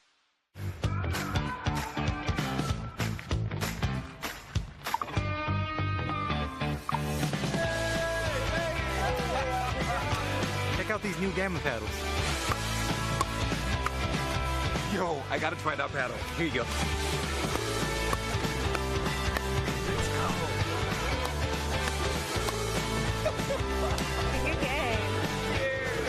Play with style. Play with Quantum by Gamma Pickleball. You want to know what it takes to be great?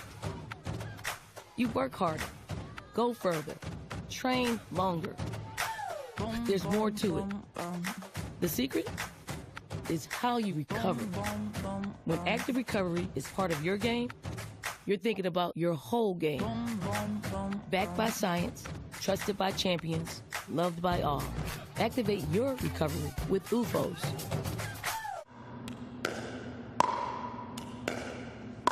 I'm gonna say she's a solid 3.5. Nah, she's definitely a 2.5. Guys, look at that forehand. She's clearly a 3.0. Guys, come on. I'm at least a 4.0. Yeah. Fair enough. Ratings don't have to be hard. DUPR, optimized for accuracy, optimized for fun. Download the app and claim your free profile today. That was hilarious. Welcome back, everybody, to Championship Sunday at the DUPR College Championships here in Fort Worth, Texas. Outside pickleball here at the Lifetime on a sunny and windy day. This is the second men's semifinal between Martin Michelson of the University of Florida and Max Nadal coming out of Utah Tech. We've seen some Utah Tech and University of Florida players already today in the semifinals. That's helping them bring the energy and potentially some of the strategy in their side outs, courtside. I'm Ryan DeWidgeon, joined here by my friend and colleague Jack Monroe. Hello, everybody. We've just been enjoying this. There's been some very high-level pickleball from the men and women's in this single format. We got rock, paper, scissors, shoe settling it. This is the second time we've seen rock, paper, scissors, shoe. Oh, and they are in a stalemate. Oh, it's a stalemate. Oh, and they're only doing one of one. So, some deliberation here. I love how they're having fun. Looks like they know each other. Max has ended up with starting to serve here in this best of three with rally scoring. The first two games are at a 21. So Max is in the white shirt serving here from Utah Tech. A lot of friendly on-court energy between these two. I wonder what's gone down within the round robin. Ron Ponder overseeing this match. Here we go.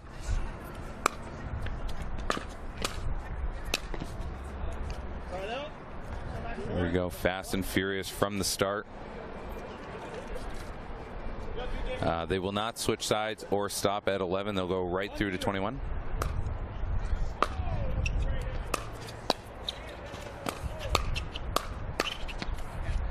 Another fast and furious point there.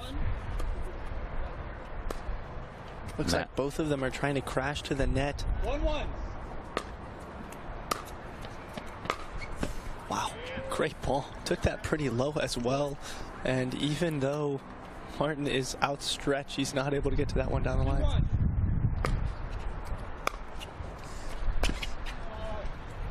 Hold that just left.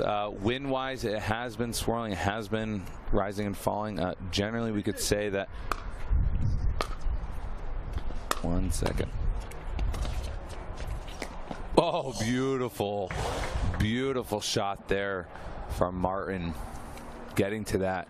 Able to handle that with grace. Pushing that back out to the right. Just off.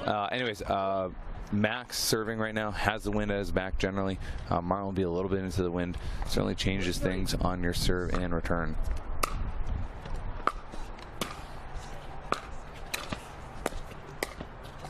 Oh, beautiful. Is that a 360? Yes, that was a 360. Oh, classic mid-court 360 volley from Martin. That's University of Florida pickleball, baby. Wow. 4-3.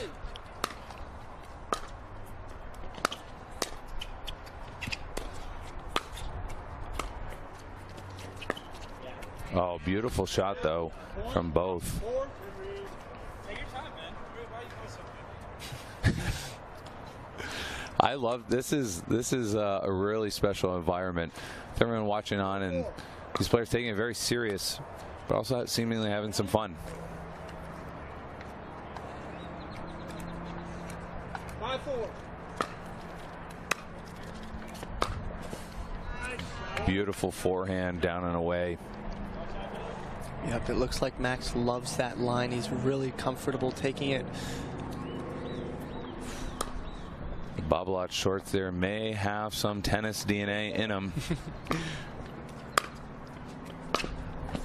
I would certainly hope so with that beautiful forehand that he's got right now. If you are Martin, Jack, what may you expect to try to change up to neutralize Max's forehand?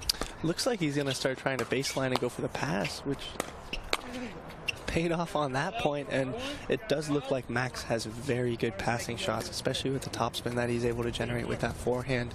And so I think it'll be interesting to see how consistent Martin is passing. Looks like beautiful drive there from Martin. Martin seems quite comfortable using the backhand to go back cross court, but really mixing in a variety of spots right now. Beautiful again. Cross court, then up the line. That stroked forehand. 7-7.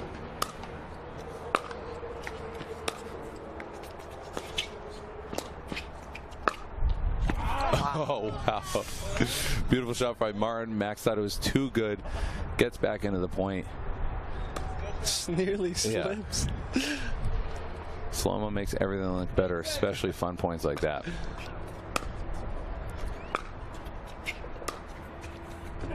Nice pressure there from Max. We've had the slip. We've had a 360.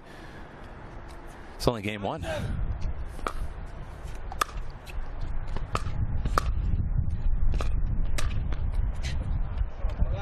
Classical singles point there? Mm-hmm. Yes, 100%.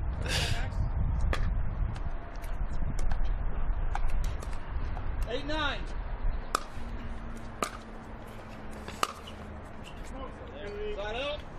Good deep return, keeping Martin on the baseline here. These points are tiring, but this day is tiring. I can't imagine this being your 8th or 9th match. Battling it out, a variety of play styles. Good leave. Point, 9. After this, we have the women's final and 9-10. the men's final. Ooh. It's a little spicy from Max there. Don't typically see hard putaways on an out call, but this, again, this is the semifinal. This is the national championship. Oh, a ball cut so short. Again, it's brought to us in the booth, but beautiful, beautiful reaction from Max to bring that two-hander across court.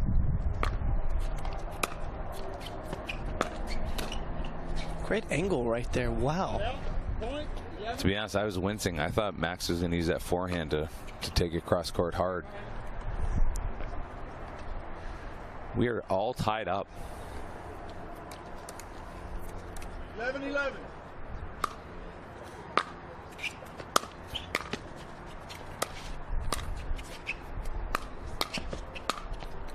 Beautiful composure from Martin. Martin really fighting an uphill battle with that, and he was able to kind of succeed. I mean, just pushing his way, just forcing his way to the net, and finally get the ball that he wanted.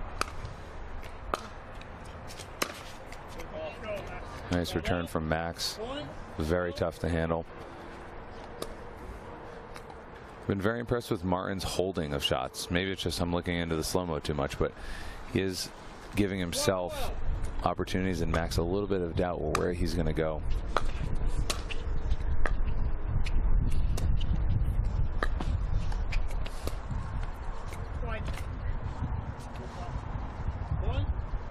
Just wide there. Martin's backhand, two-hander, coming from the hip, Colin Schick style, if we can say that. But not too elongated, not too tennis. Really out from his pocket. 14-12. Side out. Point.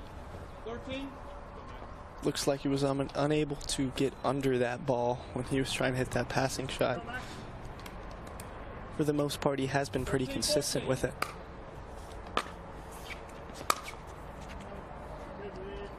Going for a little too much there. Wide from the baseline. Max's serve. 15-13.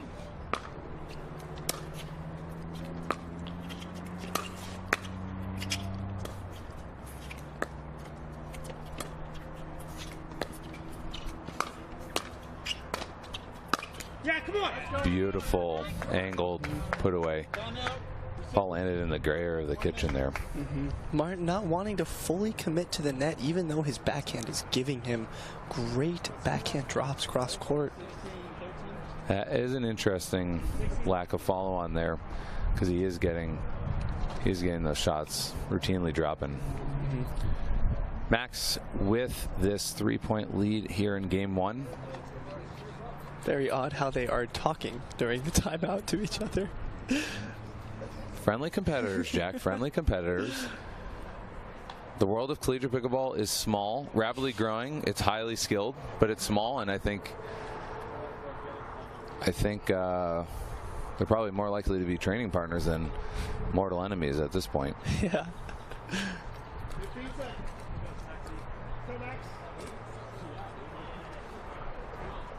So this is, again, rally scoring up to 21. There'll be a freeze at 20. Down in. 16-13.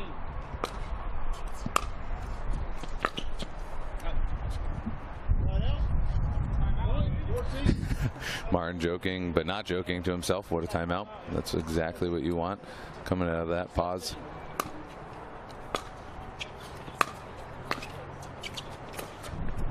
Silky. Martin is so good at hitting that cross-court angle. He's kind of in love with that shot for a reason, obviously. I mean, it's beautiful to look at, and it's been beautiful for him on the point stuff. So, point stuff, again, a technical term.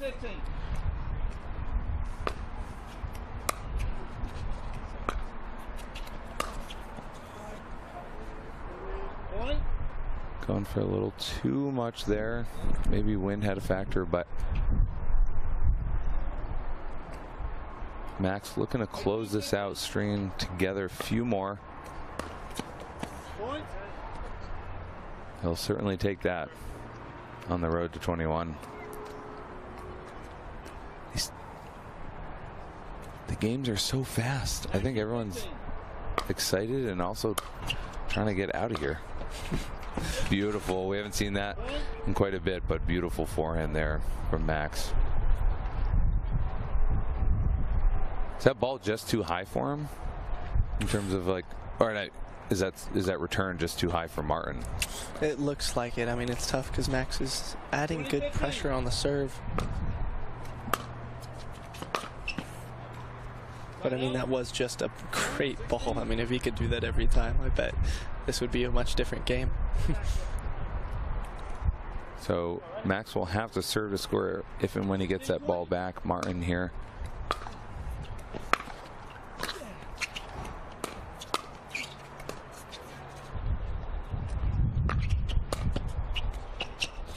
Great point right there. I like the lob, kind of threw him off, and with the wind, I mean, that ball could go anywhere, so I could see why Max just didn't decide to hit it. 17-20.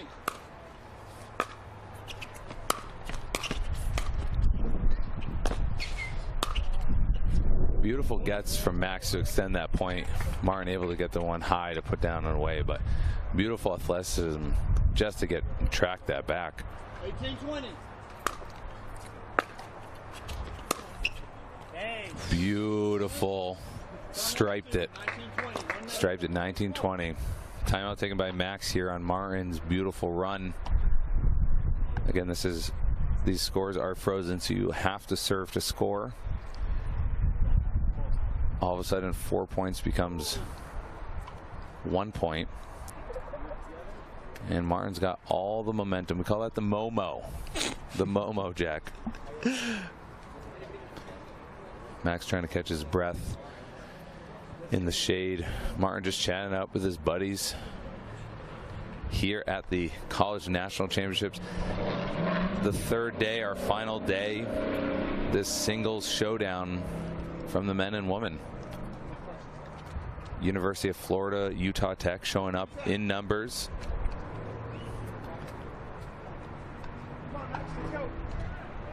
Martin showing what's pickleball all about. It's fun to look funky, colorful, bold. Max a little bit more tennis.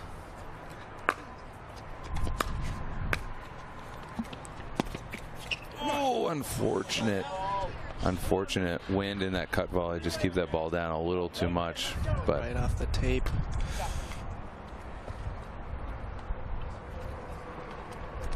Serving to score game one here. Serving to win, excuse me.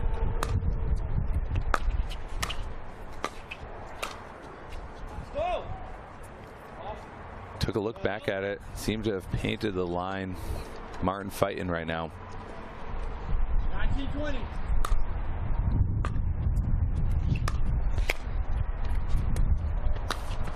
Yeah, come on. Oh, wow. Martin had what he wanted. A high ball in his forehand. Max got to that previous one, though. Makes your opponent hit a ball. 2019. Pressure through points.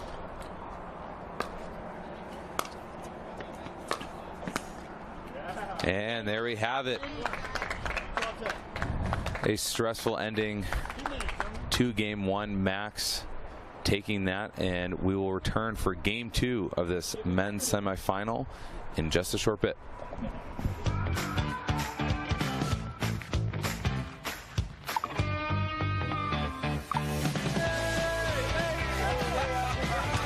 Check out these new Gamma paddles. Yo, I gotta try that paddle. Here you go.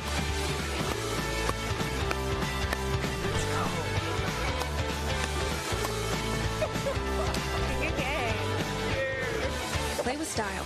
Play with Quantum by Gamma Pickleball. You want to know what it takes to be great? You work harder, go further, train longer. There's more to it. The secret is how you recover. When active recovery is part of your game, you're thinking about your whole game.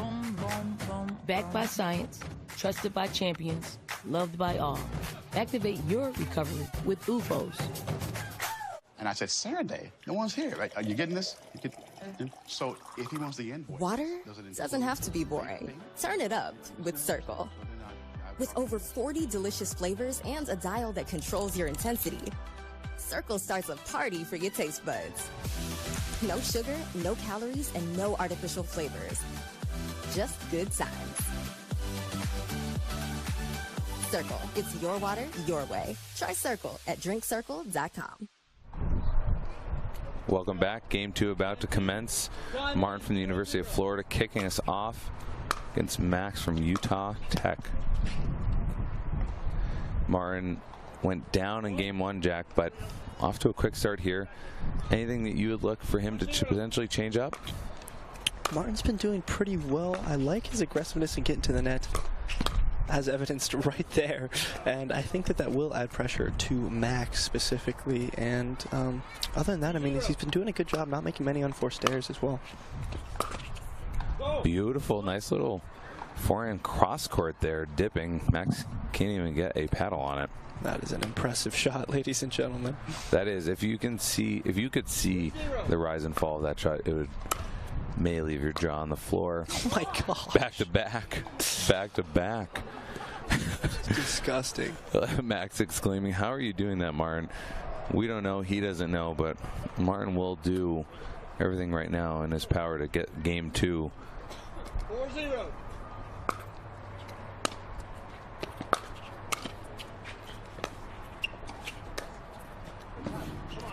Beautiful shot from Max there. Martin's backhand's so soft. That ball is really like just plopping into the kitchen. It's really a thing of beauty.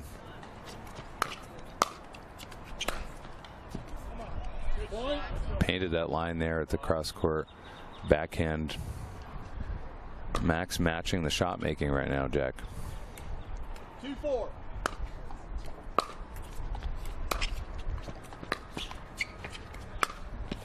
Oh, hits the back line in the corner. That was such a great ball. What a 1-2 here. Great get from Martin. Give himself a chance, but Max doing a little too much to roll that in. Got out. Point. 5. 5-3. Beautiful passing shot there from Martin.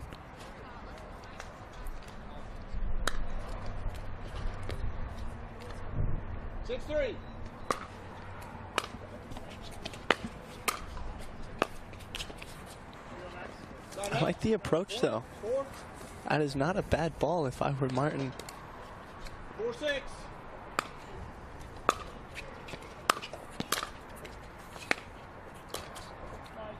you sure? Did you see it? Ball was in. Ooh, called out by Max. Overturned by the ref. Rare, we haven't seen that yet today, but good outcome for Martin there. These passing shots are crazy from Martin.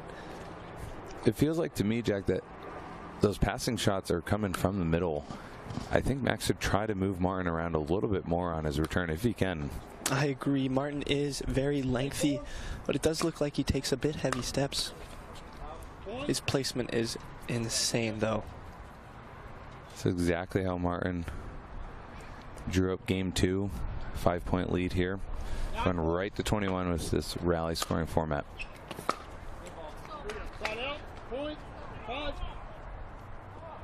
Oh, funny you didn't say anything, Jack, but Ryan just said Max should move Martin off the return, and he seemed to have just done that.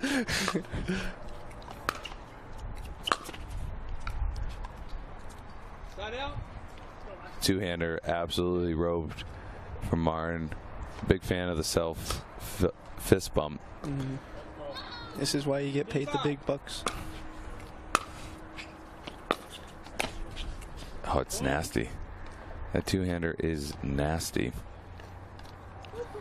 Dipping, even if you get a paddle on it, you have to hit up on the ball. And Martin could certainly close on a higher ball.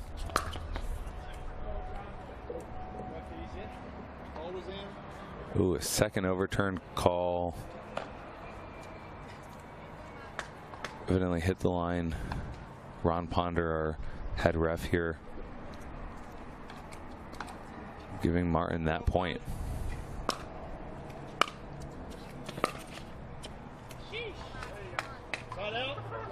Textbook, as you said. Don't listen to me, I'm just a commentator, but oh my Lord. Wow, wow, wow, wow, wow.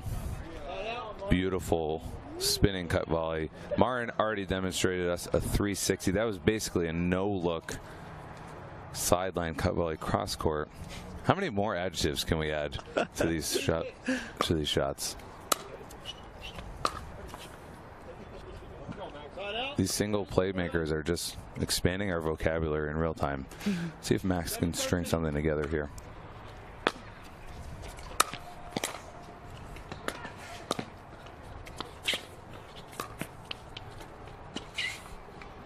Wow, great hustle from both.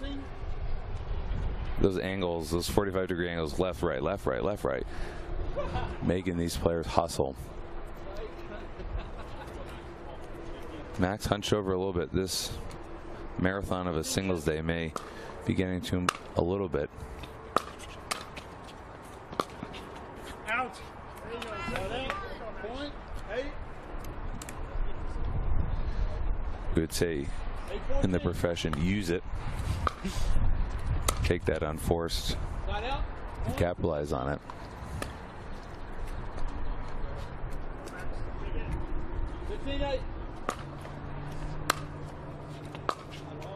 Nice hard return from Max there. It's a sizable lead for Martin, but I mean, this is the time to come back for Max.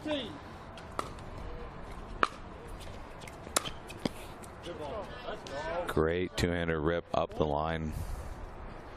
All Martin could do was watch as that went past him. Okay, a few more of those and we have a very close game.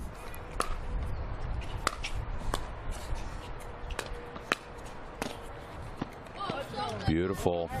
I really like how he took that out of the air right there. You can see how he approached the net on that ball. Felt really confident with that. Question in the chat, what does taking the ball out of the air do, Jack?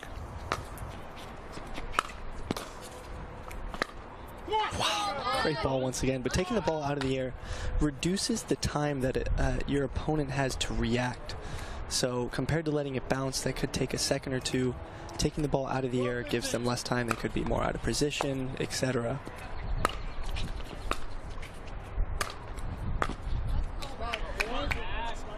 A lob turned into a mini overhead for Max. This is exactly what focus play in rally scoring can get you. Max clawing back, just down by 2, 15-13, headed into this timeout in game 2 of this men's semifinal. If Martin can keep this lead and push it to game 3, that game 3 will be rally scoring 2-11, where the players do switch sides at 6 here at the DUPR National College Championships.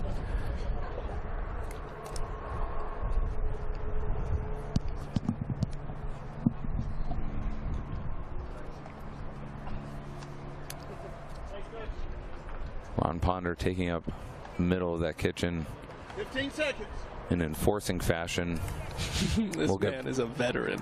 He is a veteran. He has seen some stuff. I would say different words, but he has seen some stuff.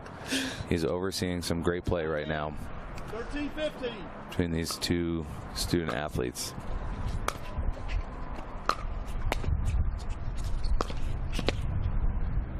Beautiful shot from Martin, held that.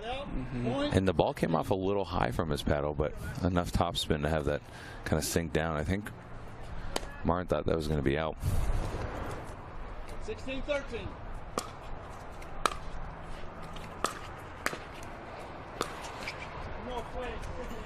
Martin very comfortable with his passing shots. Looks like he's trying to control the game from the baseline if he can't get to the net, and I mean, it's been paying off.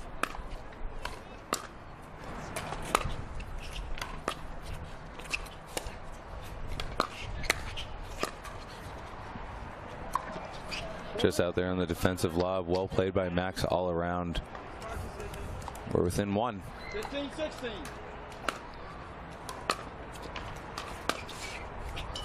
Side up. Great return from Martin. Point 17. So depth always doesn't mean the ball is a good return. I mean, that return was a bit short and it still took Martin off of it. Wow. Beautiful little shimmy shake there, closing that ball down and away with his forehand. set that up with another great forehand just before. 18-15.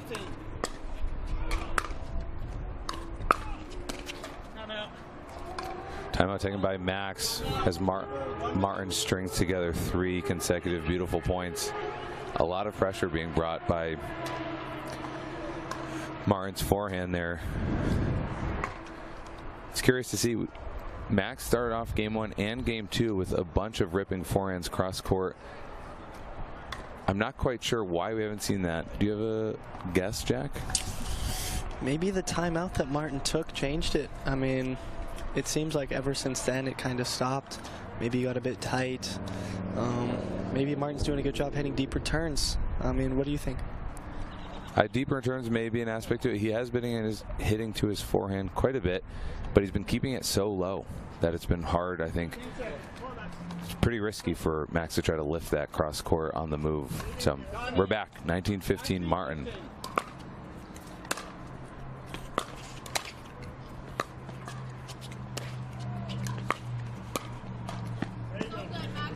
Beautiful left right there from Max.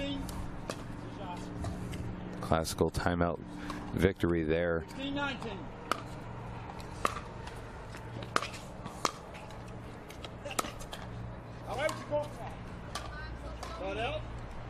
Max frustrated with himself of not just making sure Martin has a ball to potentially mess up on himself. Ooh, with game 2 on the line, tickles the tape. He'll be frozen, so he'll need a serve to win. 17-20.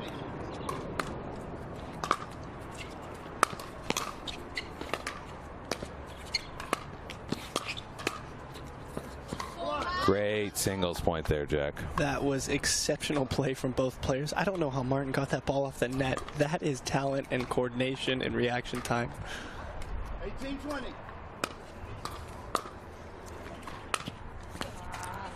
Striped forehand. That is the up the line forehand that we saw from Max earlier on in this game. That is what he needed right now. 19-20.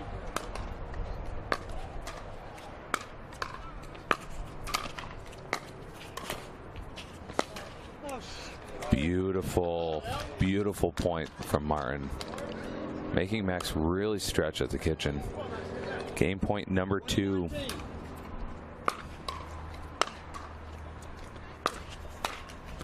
And there he goes. He gets it.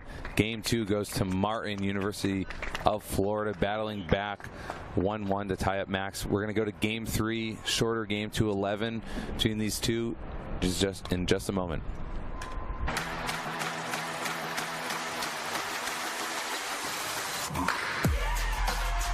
No matter the type of player you are.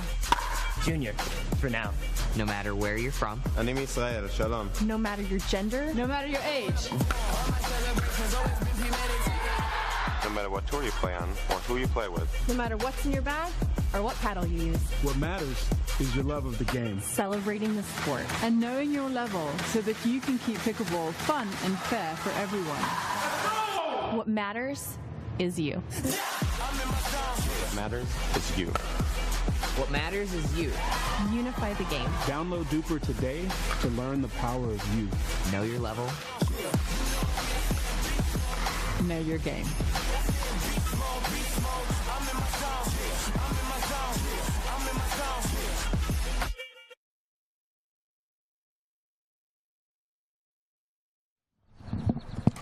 Checking right here, game 3. This is men's semifinal. This is they've switched sides. We're playing to 11. We'll have a freeze if necessary. Good first point from Max there. Have to get out the gate pretty furious.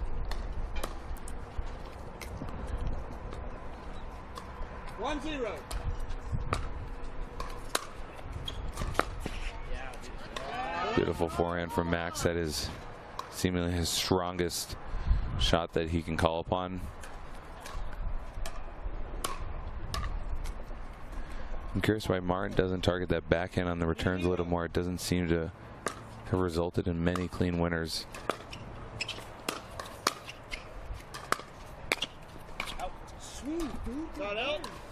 Beautiful Beautiful ball there from Martin.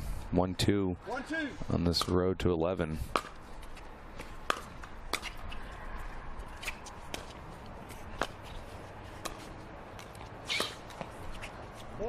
Oh, beautiful. Beautiful has been big in my vocabulary, Jack. I'm sorry, but great shot there from Martin.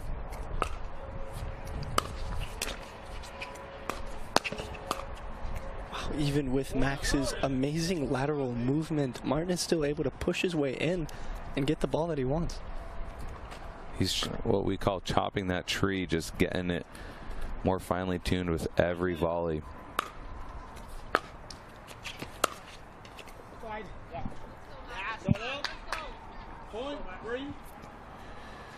All tied up, 3-3. 3-3.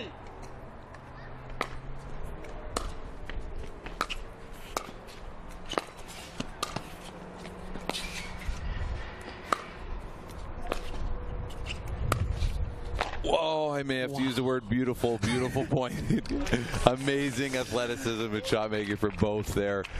That's a very extended rally with them covering so much court, Jack. Yes, and a prime example of Martin taking that out of the air to cut off time.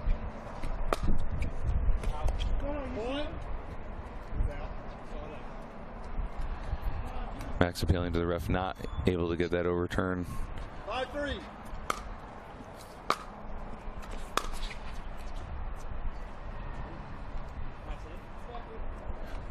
Ball called good. That brings us to 6, so we will switch sides here. Different wind conditions, a little bit of a breather for these athletes. Utah Tech, University of Florida, battling here to earn their spot to the men's singles final. A little bit of a breather. This has been a long marathon day of singles grinding and shot making. It's a huge testament to even be in the semis and be hunting for the final. And this game specifically has been an absolute grind. This game has been a battle between both players. It's gone back and forth. The knees and the ankles will be feeling it on Monday. Okay, time in. We're back 6-3.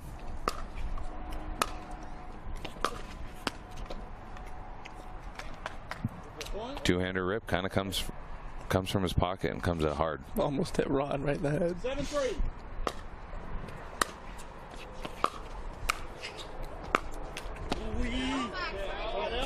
Point.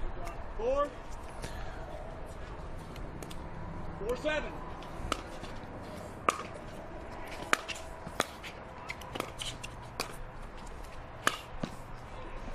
Wow. Wow. Beautiful cut volleys from both there. 8-4.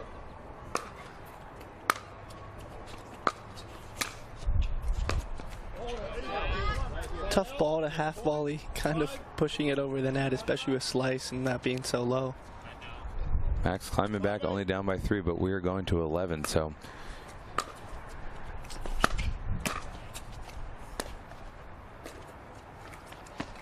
Graceful drop from Martin, understanding Max was back, moving to his left. It's very smart. You can see Max giving it his all every point.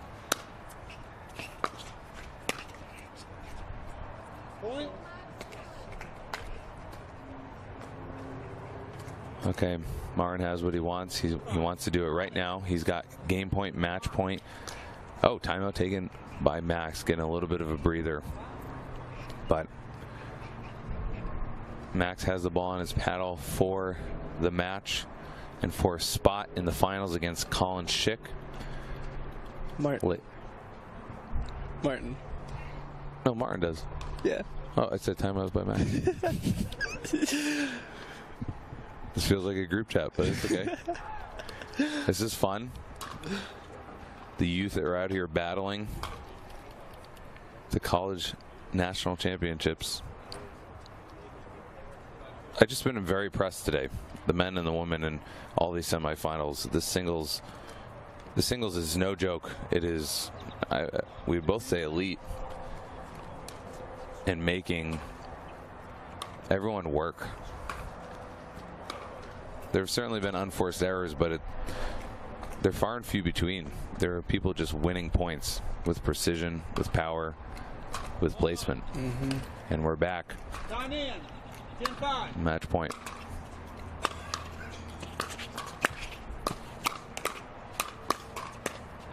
Epic hands battles to end it. Beautiful. Game 3 of the match. Martin thanking the audience, battling back from a game 1 deficit. We're going to be returning for the women's singles final after this amazing little break.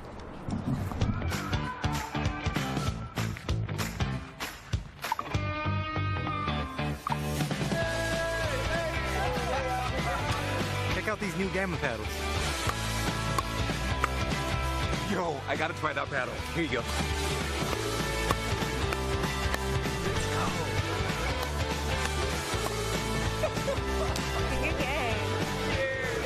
Play with style. Play with Quantum by Gamma Pickleball.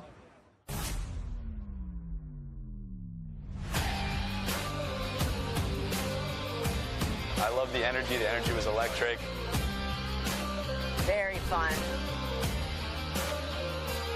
Such a social interaction, and you get to play a whole bunch of people. Super excited to play the rally scoring. This format definitely pushes you to make it one more step and play in the big leagues.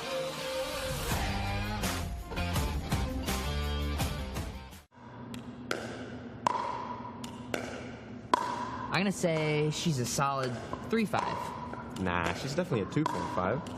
Guys, look at that forehand. She's clearly a 3.0. Guys, come on. I'm at least a 4.0. Yeah. Fair enough.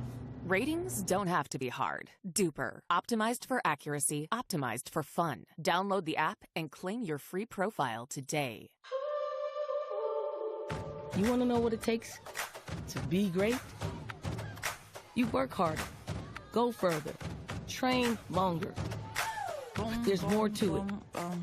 The secret is how you recover. When active recovery is part of your game, you're thinking about your whole game. Backed by science, trusted by champions, loved by all. Activate your recovery with UFOs. What are you guys doing? Getting our DUPR tattoos. Oh, cool. Hey Cameron, how's it going? Almost done. Perfect. Can't wait to see your number. Number? DUPR, because ratings shouldn't be a surprise. Download the app and claim your free profile today. I haven't even started yet. Oh. And I said, Saturday, no one's here. Right? Are you getting this? So if he wants the invoice. Water doesn't have to be boring. Turn it up with Circle. With over 40 delicious flavors and a dial that controls your intensity, Circle starts a party for your taste buds. No sugar, no calories, and no artificial flavors. Just good times. Circle, it's your water, your way. Try Circle at drinkcircle.com.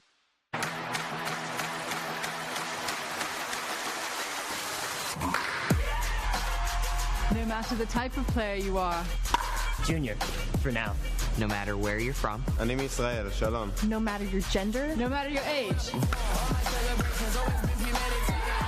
No matter what tour you play on or who you play with. No matter what's in your bag or what paddle you use. What matters is your love of the game. Celebrating the sport. And knowing your level so that you can keep pickleball fun and fair for everyone. What matters is you. What matters is you. What matters is you. Unify the game. Download DUPR today to learn the power of you. Know your level. Know your game.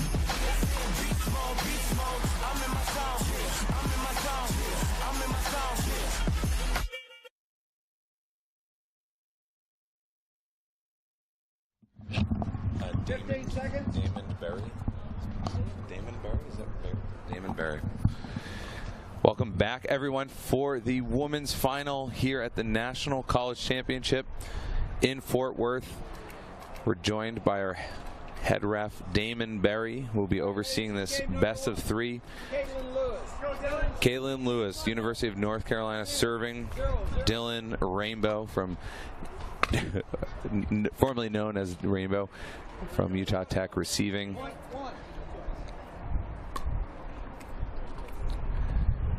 They've battled through 9 matches to earn this spot in the final.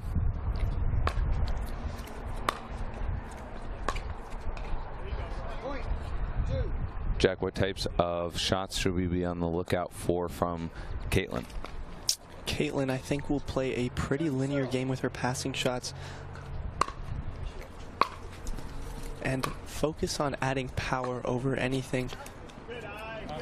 I think that her forehand will be a weapon, just like the last game we saw with Max. And Dylan may be able to capitalize on the backhand a little bit. Beautiful looping forehand drive there. We saw Dylan's game up close and personal. Her backhand is Selkirk soft. She can cut that back across the kitchen as frequently as she wants.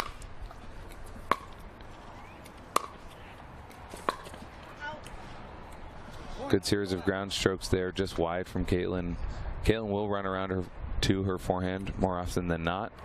When she doesn't, she can extend with that single-handed backhand.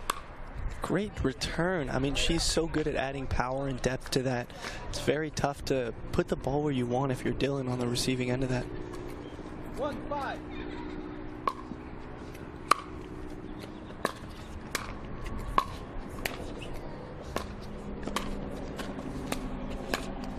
Well, we are treated to an amazing point here early in game 1 of the final.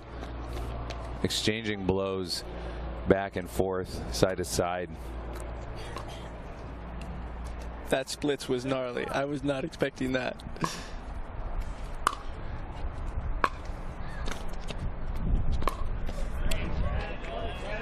Didn't think Dylan was going to get there. She handled that diving backhand beautifully well.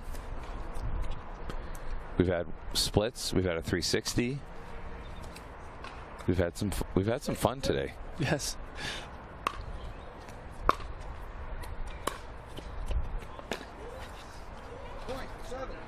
Good momentum here from Dylan. 7-2. We're going to play straight up to 21 in this rally scoring format. It goes quickly for us, for you, and for the competitors.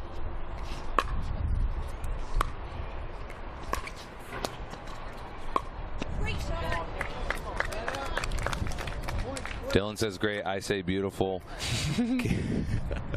Caitlin cross court there. That was a really good ball. I actually like the power on that. She was able to shape it a bit. Clean winners are always really fascinating in singles, especially when it's not a linear passing shot.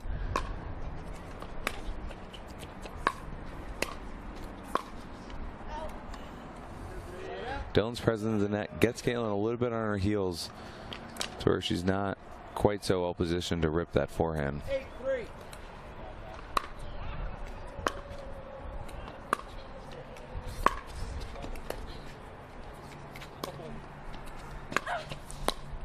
Wow! Rainbow does it, running around the court.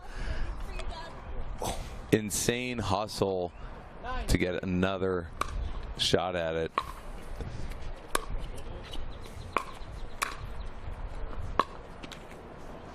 Stringing 2 together here. That point had a lot more momentum than the other ones that we saw before, so I would expect Dylan to take that and kind of use it. And she's certainly using it 3 in a row. Maybe a timeout from Caitlin, but no, we will proceed 11-3.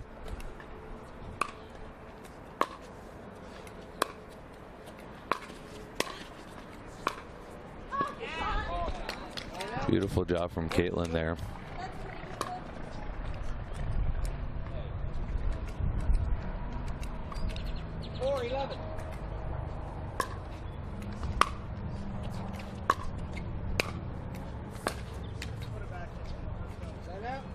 Dylan did come up to us before the match and tell us to tell her parents that she loves them.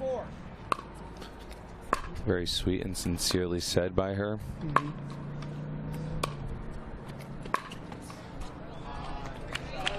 That seems like Caitlin's go-to combo right now.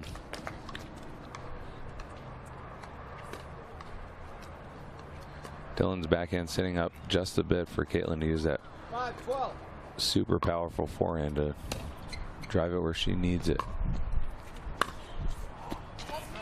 Speaking of forehands, Ferrari forehand. Ferrari forehands. Dylan not afraid to show. She's back in a Ferrari cross court, that dipping ball.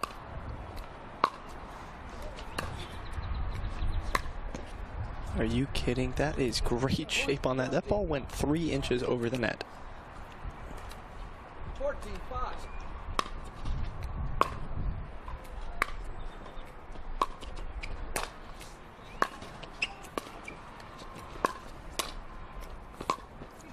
Wow, great point from both. Dylan quite explosive in her lateral movement, but seems to be anticipating the ball quite well. Yes. I don't know if it's her previous matchup with Caitlin in the round robin earlier today, or it's just her pickleball spidey sense, but she is on it. Mm-hmm. And Dylan does seem to be in control of this game. I mean, she's getting to the net way more often, and she's just adding the pressure for Caitlin in order for Caitlin to hit the passing shot. Very well said. That said, I think Caitlin's going to potentially try to adjust, or maybe should adjust. I think game 2, not to take anything for granted, but I think game 2, she seems to know a way around the pickleball court with enough X's and O's. I think she's going to change it up against Dylan. They only receive 1 timeout per game. Each competitor 1 timeout. Women's singles final here at the national championships. These points go by very fast rally scoring. I mean, no joke, like 2 minutes ago it was. And if you've got the momentum, they're standing up there and serving rapidly.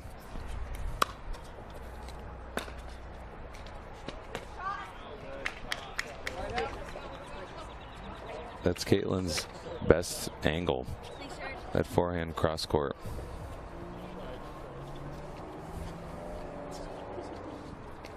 Okay, 6:15. See if she can mount a stand and start the run.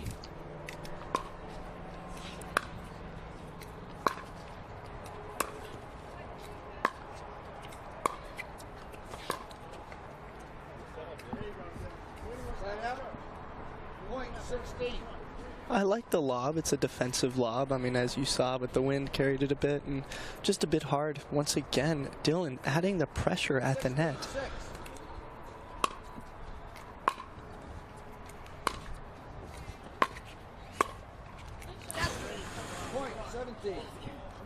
Beautiful inside out drop shot with the two-hander there. Yeah, you can tell Rainbow just is feeling herself. Like, she feels like she is in control of the game.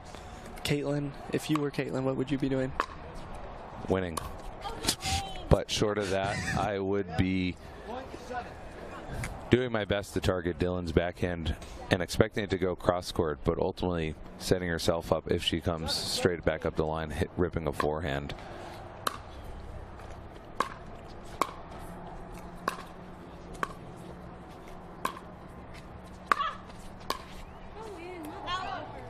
Oh no, Caitlin set up that point in a really effective manner. Just too much on this backhand.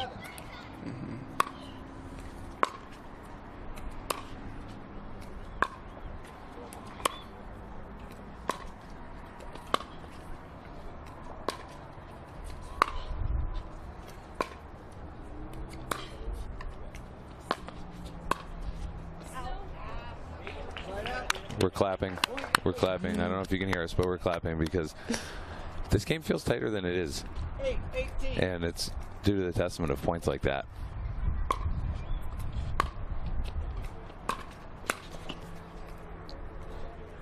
Point 9.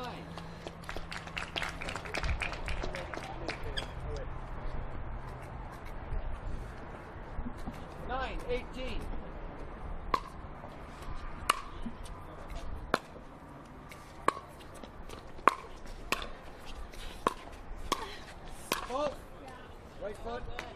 Caitlin hammering that to Dylan's backhand, earning that pop-up, footfall or not, but timeout taken by Rainbow as she regroups with a sizable lead, but Caitlin's starting to press on what may be a much more effective strategy than earlier here. Agreed, and kudos to the ref. Kudos to Raymond. Shout out to Raymond. Shout out my guy Raymond.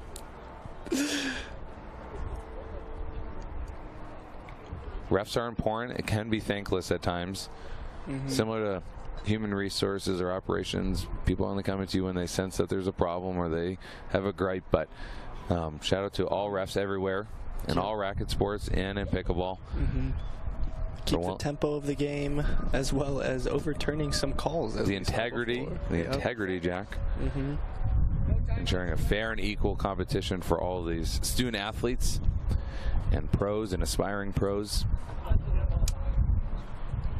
We're back in this first game. Rally scoring up to 21. The score freezes at 20, so whoever is at 20 first will have to serve to score. 10, 18.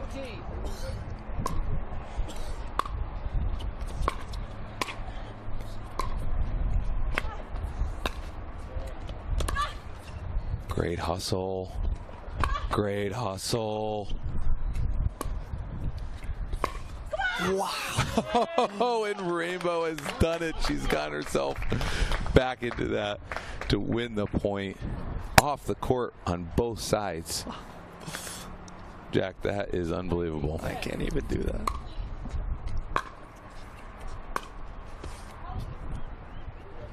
That ball off the court, but wow, we were smiling. That is a athletic and hustling play.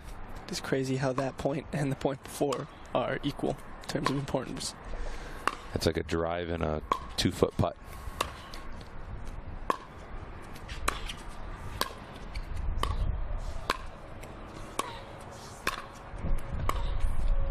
There, Caitlin going to the net. I like it.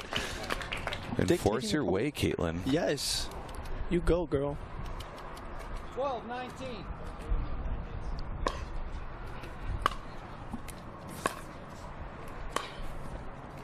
That's a good ball. Great ball. Just shaped off the court, opened that entire ball.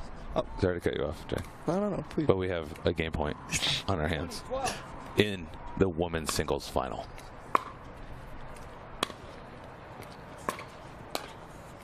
Fault, yes.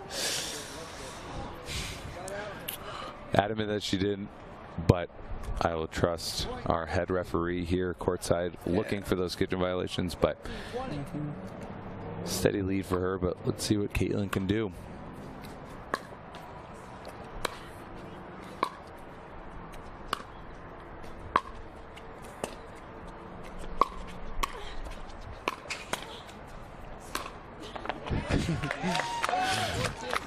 Dylan ready for a high ball to come her way. Doesn't get that opportunity.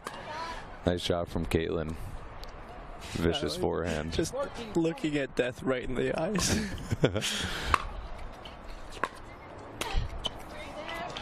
The one-handed backhand ripped cross court. That is a unique specimen. That's a good ball. It's like a drive drop. We also call that the hybrid drive. It's a very good point, Ryan. Maybe we should make the hybrid drive a thing. Here we go.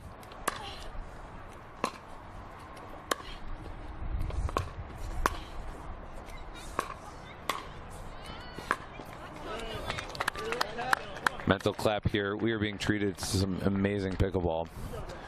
Dylan has game point number 2 on her paddle. 2015.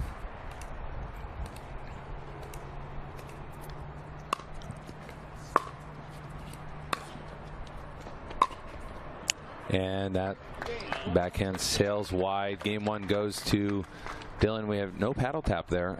We will head to game 2 just after a short break. You want to know what it takes to be great? You work harder, go further, train longer.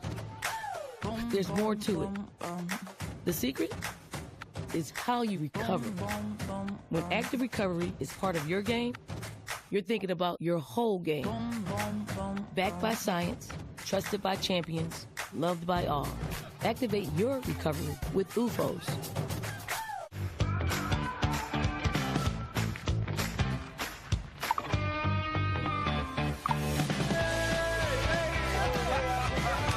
Check out these new Gamma paddles.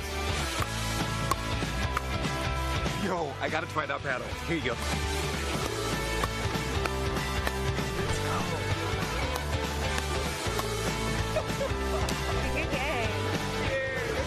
Play with style. Play with Quantum by Gamma Pickleball. And I said, Saturday, no one's here. Right? Are you getting this? So if he wants the invoice. Water doesn't have to be boring. Turn it up with Circle. With over 40 delicious flavors and a dial that controls your intensity, Circle starts a party for your taste buds. No sugar, no calories, and no artificial flavors. Just good times. Circle. It's your water, your way. Try Circle at drinkcircle.com. We're back. Game 2 about to start. Caitlin out of the University of North Carolina battling Dylan, Utah Tech. Actually, Dylan has the serve, excuse me. Game 2 about to start in this best of 3 in the women's singles final. Here we go. That drive a little juicy.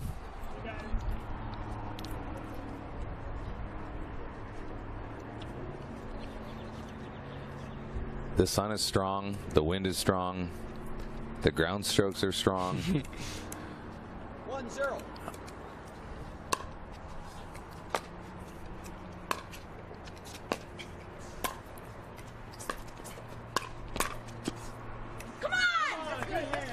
Great shot there from Rainbow. We have been really treated to 6 extended points like this. Up at the net, wide-ranging, players running off the court, on the court, chasing down things that they shouldn't really be able to get to, and it's been a real delight. Point 2. Dylan was able to take game 1, came out with a fiery approach.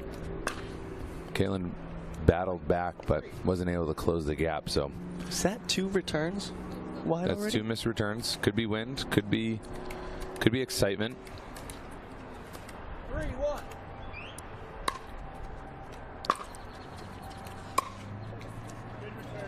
Good return from Dylan. One thing I noticed about Dylan's ground strokes, she tends to kind of pop up her body. She's really like she hits up on the ball. Jack, take a little closer look at that in the ensuing points, okay?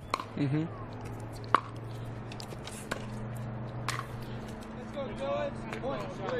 And the way she brushes the ball, it's like a windshield wiper. I mean, it's coming up the backside of the ball, creating a lot of that top spin. 3-3.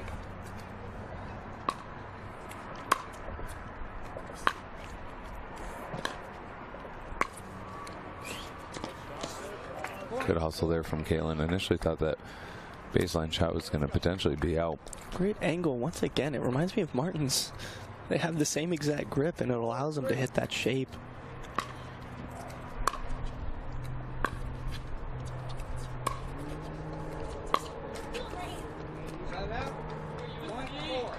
Caitlin will certainly take that to tie it all up here in game 2. 4-4.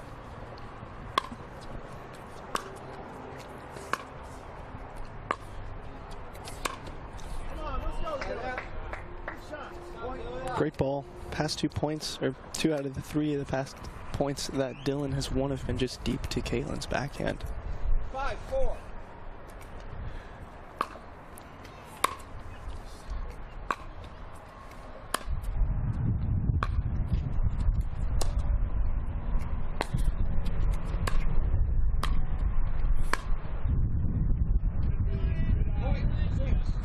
Well-constructed point there by Dylan.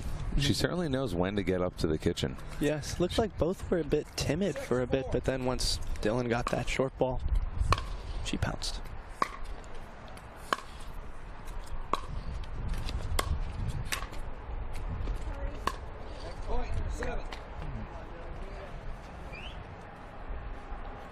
once again, a mirror of the last point. These points are all blending in with very similar style. Quite numerous exchanges.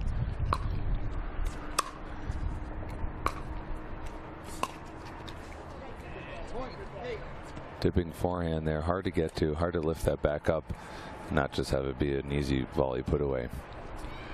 8-4.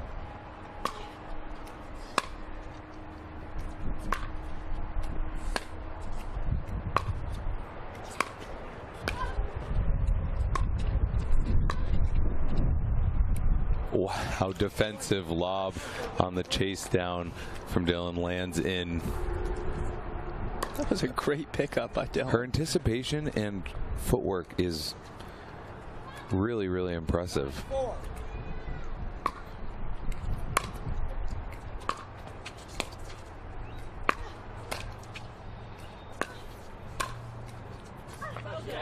Great put away from Caitlin. Great put away.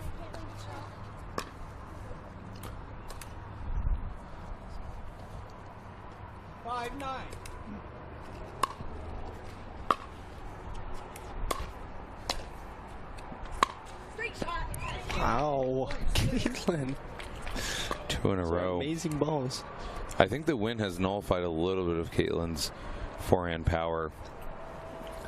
An unfortunate variable you can't control. She will have the win at her back if she can force game 3. Still hitting great passing shots. I mean, I think she's getting her swagger back.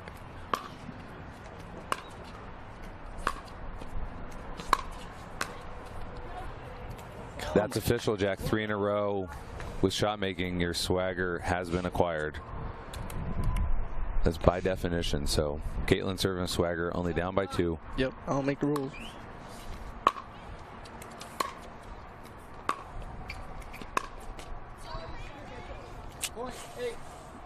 Is this a timeout? Would you? I mean, we're so close. Oh, I'm more curious if she retains the swagger with the net cord, but I think she does. Down by 1. Momentum. Momentum. 9-9 tie game. Yep. You need something to start the fire if you're Dylan. We need something. We need a roar out of her. This could be timeout territory. Nope, she's persistent. Okay. She thinks she knows what to do, and I trust her. It's a very good point. I don't think I see you in the collegiate finals right here, so I'll leave it to her. Point well taken.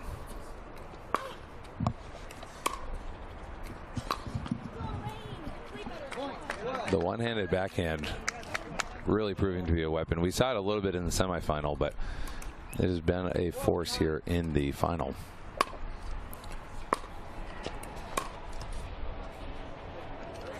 That's not a commentator curse. That is a natural rate of error. Dylan down by 2.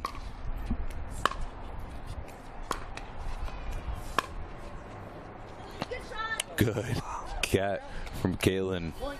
Kind of the reverse play from what Dylan had done to her just previously. Defensive lob falling in.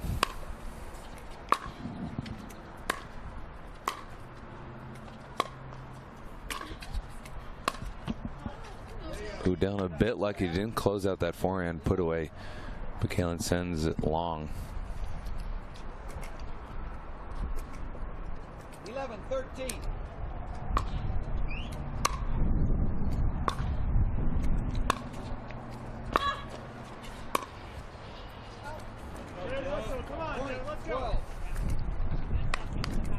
Dylan is serving so fast between points. It's hard to be able to say anything, which may be a good thing for you guys.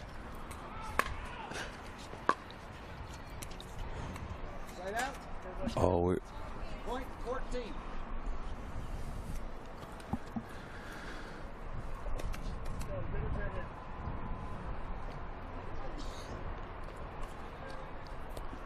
Interesting.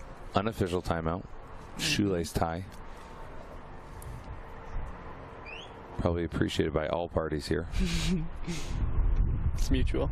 Including the fans and college athletes watching on, cheering, roasting in the sun for their friends and competitors. Wow, that's a very good backhand. I'm not going to say it. Okay, that was beautiful. I'll say it. I also wanted to just say textbook, but I don't. It's definitely not textbook. It's just so lethal, though.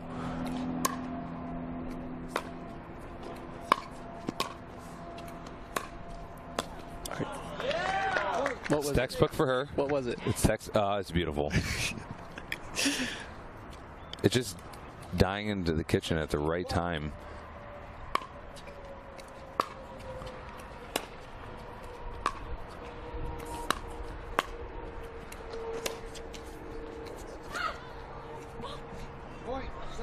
Unfortunate net cord there. But Caitlin stringing these points together with that ferocious backhand. Up 5, trying to force a game 3.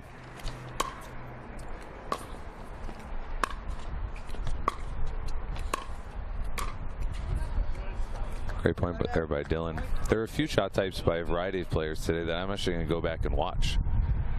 No kidding. They're both so unique and or so polished. 13, 17.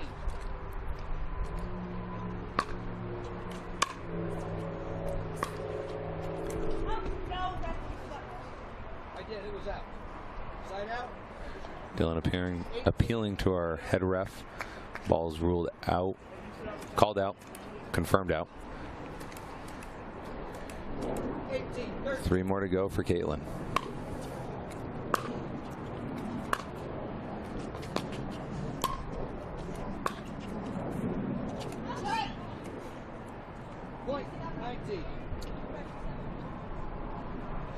Wow. His defensive lob came awfully close. The replay with the angle is added actually looked good, but obviously it's different than in person. I liked Caitlin's roll volley. I don't know if you saw that, but when she had a high ball, she actually went from down to up, added some topspin on the ball that Dylan had to lob. The women's singles finals coming down to the home stretch. Game 2, if Caitlin can secure 2 more and force game 3, we'll go to an exciting game to 11. They will switch sides at 6. This is for the National College Championships. These athletes have been battling friends and foe from 70 universities that have converged here for the last 3 days in Fort Worth, Texas.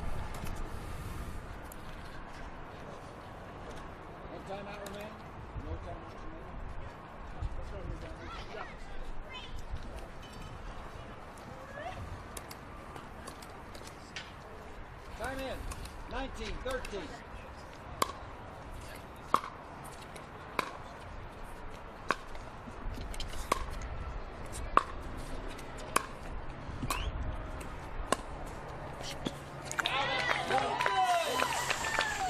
Fans yelling "so good," and I can attest to that. Jack, can you attest to the "so good"? 100%. That was well deserved. Game point. And that's long, so we are going to a game 3. Caitlin has figured out how to be effective against Dylan. We'll see if North Carolina or Utah Tech takes the women's final in just a moment.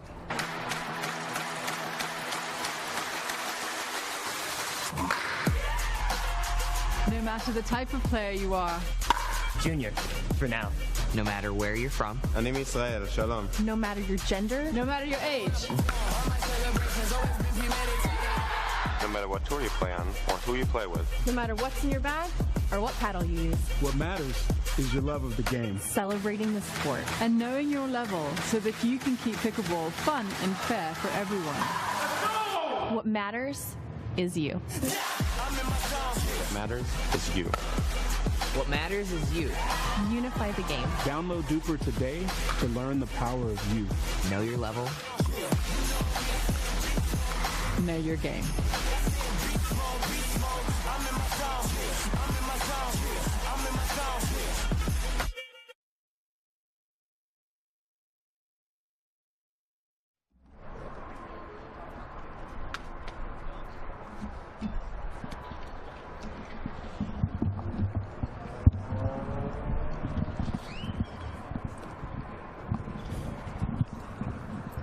Welcome back, everyone. We're at the home stretch here in the women's singles final. Caitlin of North Carolina and Dylan of Utah Tech. They've switched sides. We're starting game 3, rally scoring to 11. There'll be a freeze at 10.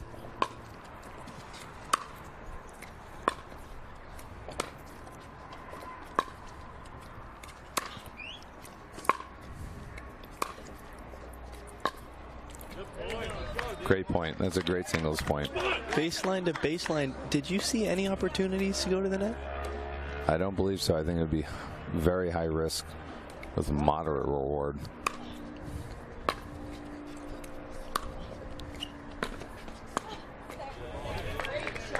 As I was saying, no. But great job by Caitlin there. 1-1.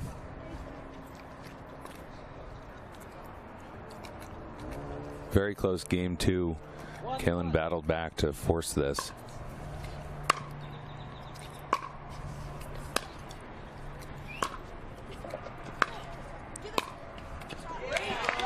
Great shot. It's very, very well executed. Caitlin did everything right that point. Down the line, added pressure, got to the net, put the ball away. It's that easy. Young man, they would say it's simple, but not easy. I agree with your assessment. They're showing us how it's done.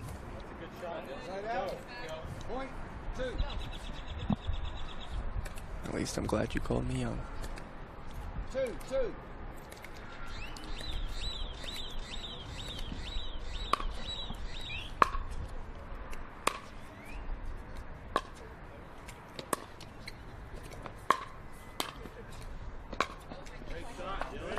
Almost was able to get that back, but Dylan here takes the early lead. 3-2.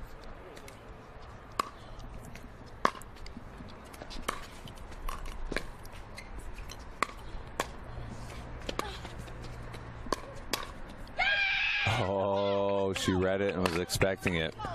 Closed real hard with that two-hand backhand. She's in it now. One of the rare glimpses of true cat and mouse in at the kitchen.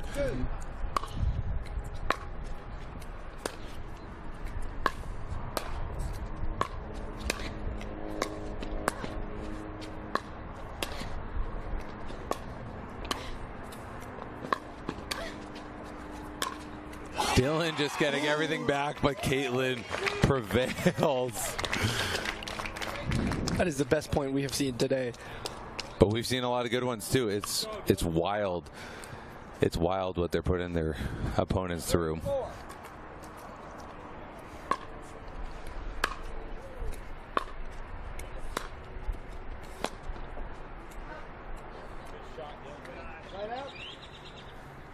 Very close call there. Caitlin debating to challenge it.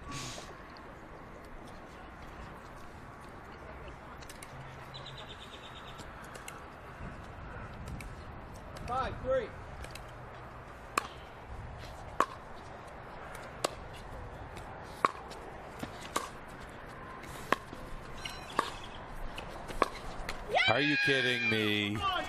Are you kidding me? The string of shots. What you got to do to get a point, ladies and gentlemen. Both of these girls are pouring their heart onto the court. Those cross-court angles are just insane. It's being met with another cross-court angle. It's not like you have a high floater that you're shaping. You're shaping off of something that just applied a lot of pressure to you. Yeah. So that is the downfalls of going for an angle, is that it opens more of the court up compared to going down the middle. I'll take your word on that, Jack.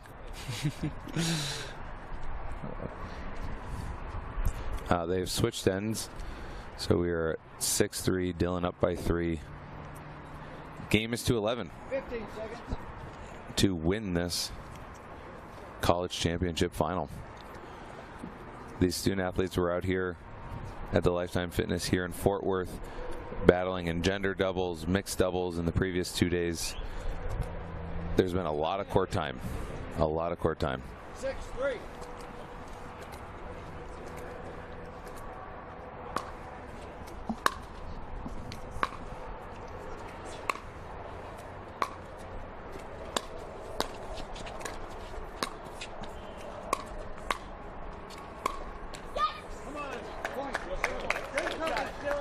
What stuck out there for you, Jack?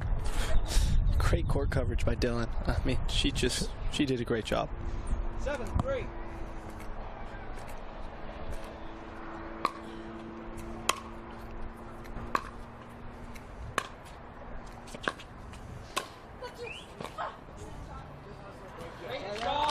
Great put away there from Caitlin.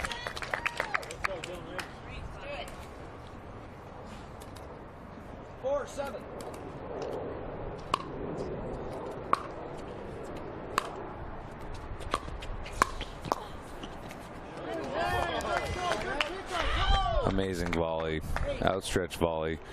Caitlin applied a lot of pressure, but just too good from Dylan. Timeout taken by Caitlin. To your earlier point around Dylan's court coverage, she has the James Ignatowicz light stepping and energy and being on the toes of the kitchen. We'd seen that earlier today from Max in the men's semifinal. A lot of split stepping in anticipation for volleys in and around the kitchen. It's not just as they approach the net, it's as they're in that middle, looking to go left, right, and meet that ball. And Dylan has been extremely impressive with that. And she can do the splits, which, I mean, that's pretty cool. That's true. Splits are a non-trivial act of mobility and athleticism. Okay, 8-4. Game to 11. This is for the final, Jack. Sweaty palms over here. Knees weak. Knees weak, sweaty palms. Arms are heavy. And we're back. Here we go. Wind has picked up. That is the exact reason why she missed that ball, actually.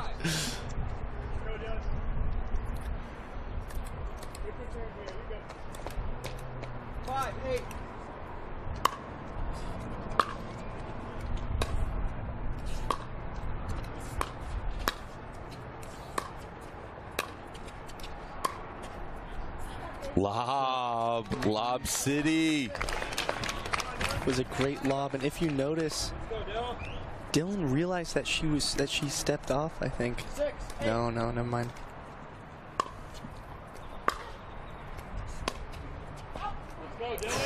Got a bit long from Caitlin. It's a big point. Nothing in a final is truly unforced. That's my hot take. The pressure of a final, the grind of a long day. It all adds up.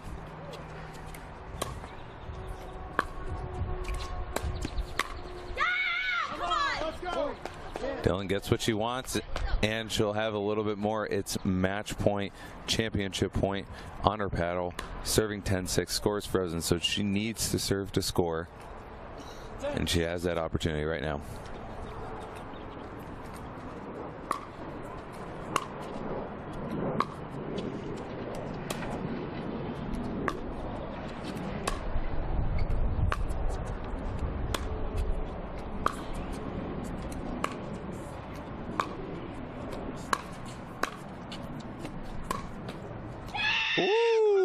And there it is. Great game from Dylan. Utah Tech takes the women's singles final in a doozy of a game 3 and a grind of a match. We're going to return for our last match of the day, the men's singles final, in just a short bit. Yep.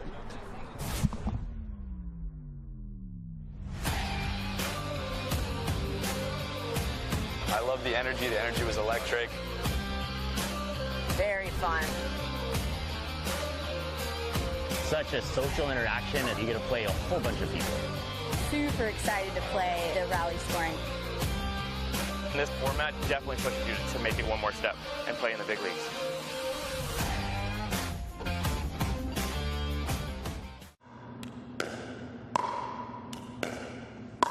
I'm gonna say she's a solid 3.5. Nah, she's definitely a 2.5. Guys, look at that forehand. She's clearly a 3.0. Guys, come on. I'm at least a 4.0. Yeah. Fair enough. Ratings don't have to be hard. DUPR, optimized for accuracy, optimized for fun. Download the app and claim your free profile today. You want to know what it takes to be great? You work harder, go further, train longer. There's more to it. The secret is how you recover. When active recovery is part of your game, you're thinking about your whole game. Backed by science, trusted by champions, loved by all. Activate your recovery with UFOs.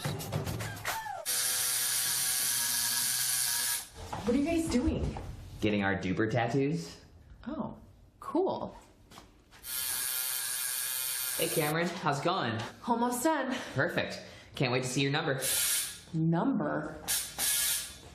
DUPR, because ratings shouldn't be a surprise. Download the app and claim your free profile today. I haven't even started yet. Oh.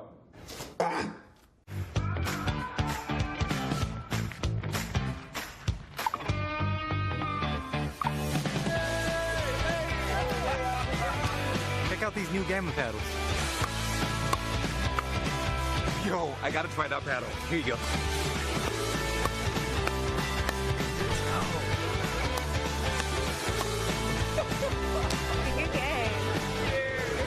Play with style. Play with Quantum by Gamma Pickleball. And I said, Saturday, no one's here. Right? Are you getting this? So if he wants the invoice. Water doesn't have to be boring. Turn it up with Circle. With over 40 delicious flavors and a dial that controls your intensity, Circle starts a party for your taste buds. No sugar, no calories, and no artificial flavors. Just good times. Circle. It's your water, your way. Try Circle at drinkcircle.com.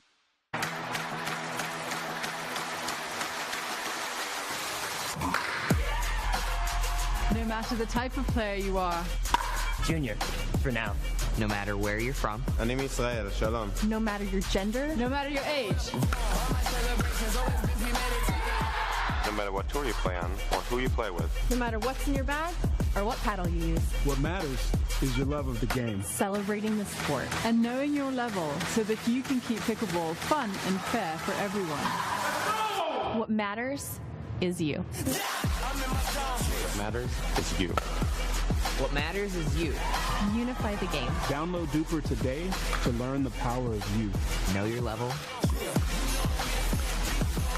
Know your game.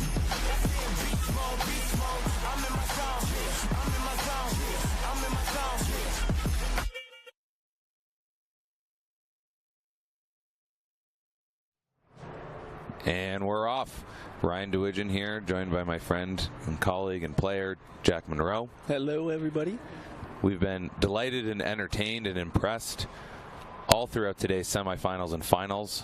This is the final match of the day, this third and amazing day of the College National Championships. This is the men's singles final between Colin Schick of North Carolina and Martin Michelson from the University of Florida. Moments ago, they both advanced with wins to get to this final. This will be a best of 3 rally scoring at 21. Martin to serve. Slight wind in the face. Here we go.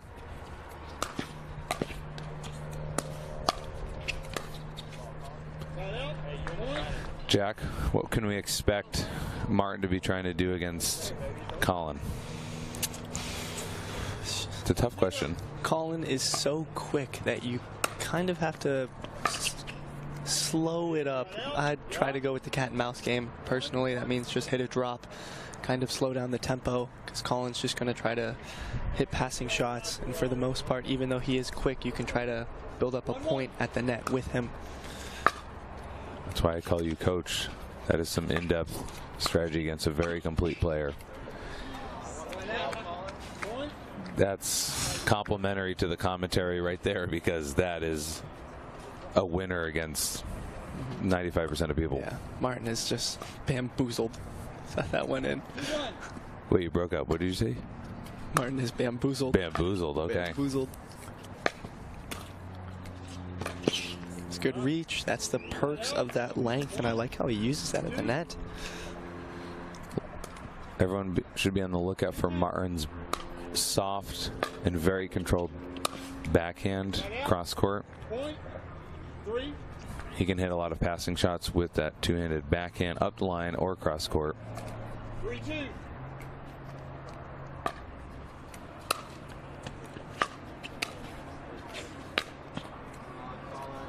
Beautiful rip, two-hander from the pocket. I've been telling Jack to take slow-mo video of that because it is impressively unique. 4-2. It's tight, it's crisp, and it's got pace. It's a good, nice shot from Martin. Good setup, yes. A little hezzy, I think, a little hezzy, and then 3-4. softly put.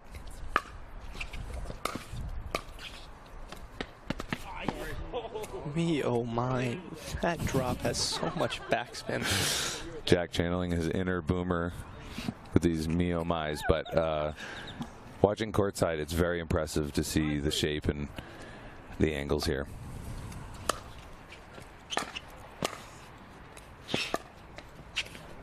Okay, a hezzy in return. Colin fakes cross court, goes up the line. I like the idea, though. I mean, even though he's quick enough to get that ball, it sets you up. Sets Martin up.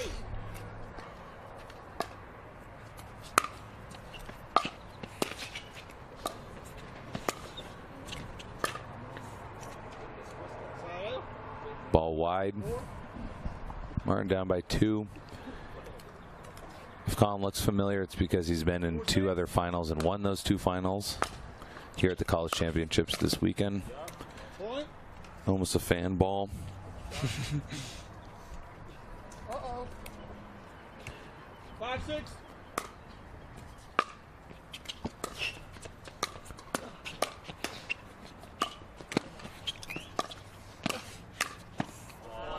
Mental clap, physical clap.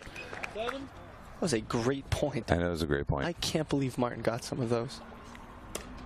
There's also a very good no-look and a very good defense to it, surprisingly. 7-5. One of the better hands battles we've had in these singles matchups.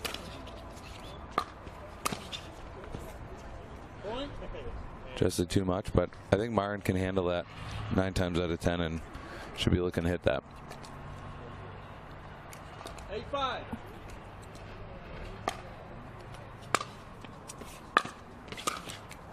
Point. Nice rip from Colin there. Well, we will not pause or switch. We're going right through to 21 in this rally scoring format. Once again, Colin, he's not looking to hit a true passing shot on that first ball, or maybe he's just trying to add pressure with it dropping, especially with Martin's slice, trying to get the next ball as a pop-up or just an easier shot. At least in terms of pace. Yes. I have to interrupt you to say that that was nasty. That's well deserved. That is. This is maybe a strange observation, but the paddle looks so light in Colin's hands. It's, I'm assuming, just there's been a lot of paddle controversy, so I'm not saying that. But it's just seemingly a normal air power with a little bit of weight, but it's just that is glides. It just is very true. Yeah. It's short, it's snappy, it just glides and cuts the ball, whether he's doing forehand or backspin. It's quite a delight. His wrists are so quick, it adds so much topspin. paddle geeks out there would also note that the Air Power doesn't even have the longest handle of many standard paddle shapes, and that two-hander is a critical component for him, and it doesn't seem to be a blocker at all. That is crazy. That ball is basically even, if not behind him, and he is still finding a way to shape it cross court.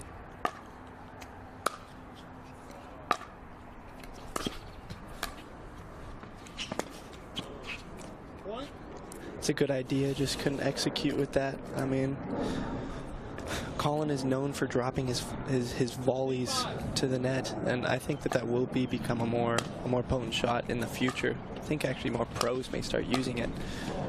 A slice volley specifically, it keeps it low to the ground. And not many people do it right now. They try to just keep their opponent back.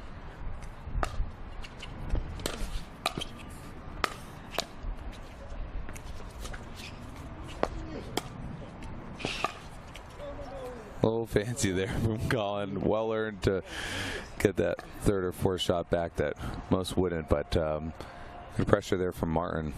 Making him play, making him run.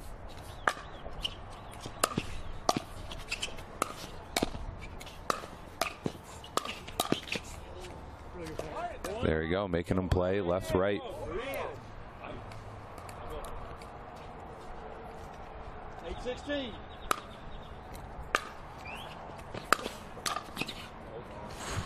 That's a good ball. He's done that real quick.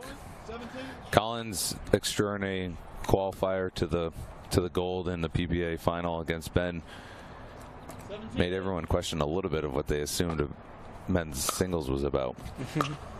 Actually, it was astonishing seeing him play and take out these big names coming up to the championship match and taking a game off of Ben. A serve that many of our parents would resort to. Cut volleys. No such thing as a roll volley. Cat-like athleticism. It's a good ball by Martin. Nice shot, Martin.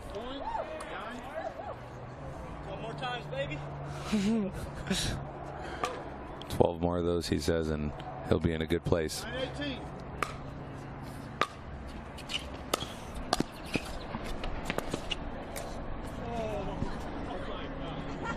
Again, that's not a normal cut volley from Colin. That's like a stop. Like he was almost challenged to see how close he could get that ball to stop over the net. Wow, that backhand is amazing. And the crowd is happy for Martin there. 11 more of those. 7-18. Ooh, set that up nicely, Jack. I would stop returning there. That is the no-go I think zone. he set that up by going cross skirt so many times that Colin was not ready for that up the line. Wow. Silky. Wow. Martin's backhand is out of this world. That's a great shot.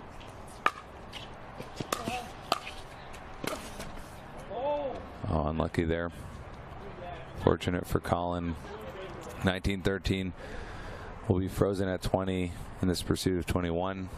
That means serving to score here in this rally format.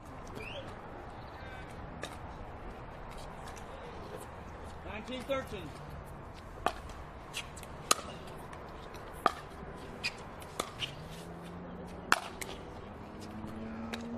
Seems like he has some tennis in him. We know that for sure. Nice overhead. What's the biggest part of an overhead volley, Jack? It's a mix of turning your body perpendicular to the net and then using your hips. Wow, that was a good shot. Beautiful wristy two-hander up the line. And that, sorry to cut you off, but we have game one in the wraps. Colin has taken it. We're going to move to game two. We'll be back shortly for this men's final.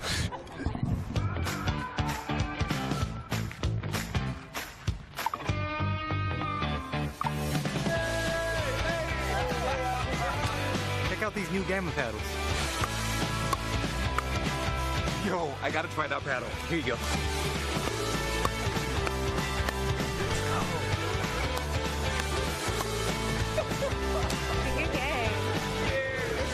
Play with style. Play with Quantum by Gamma Pickleball. You want to know what it takes to be great? You work harder, go further, train longer. There's more to it. The secret is how you recover. When active recovery is part of your game, you're thinking about your whole game. Backed by science, trusted by champions, loved by all. Activate your recovery with UFOs. And I said, Saturday, no one's here, right? Are you getting this? So if he wants the invoice... Water doesn't have to be boring. Turn it up with Circle.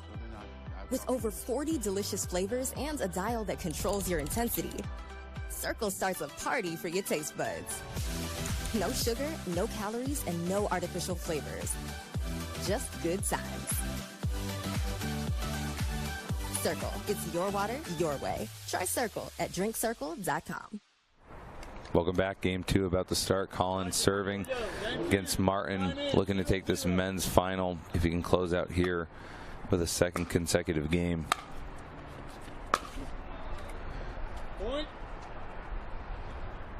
We were treated to Martin's two-hand backhand cross-court, his one-handed floating cross-court. We saw Colin's forehand drives earning him volleys. We saw that snappy two-hander coming out down the line.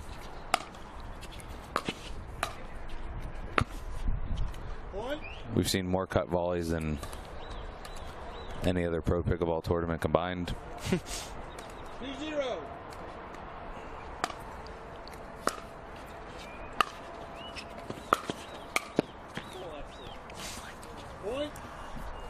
Someone saying that's sick from the sideline. And we're Martin. Yeah, he would know and truly feel that. Colin looking to win for the third time in a final this weekend here at the College Championships.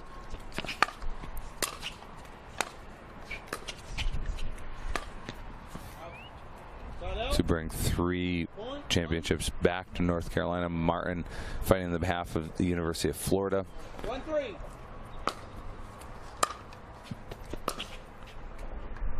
Just 3 missed passing shots by Martin in a row. That is what adding pressure by going up to the kitchen does. 4-1. It's tighter margins.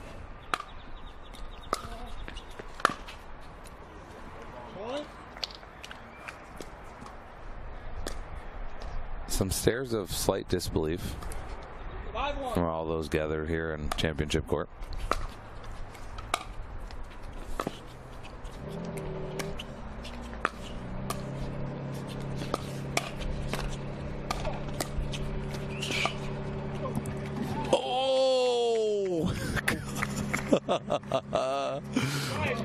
I don't know. Speechless, beautiful, lethal. I don't know what's happening.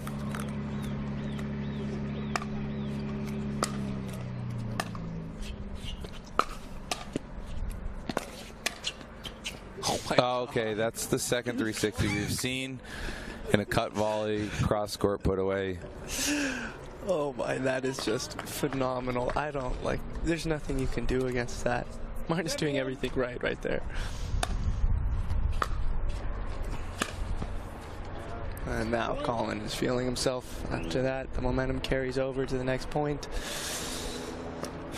If you're Martin's friend, what do you tell him? Like, just enjoy the process?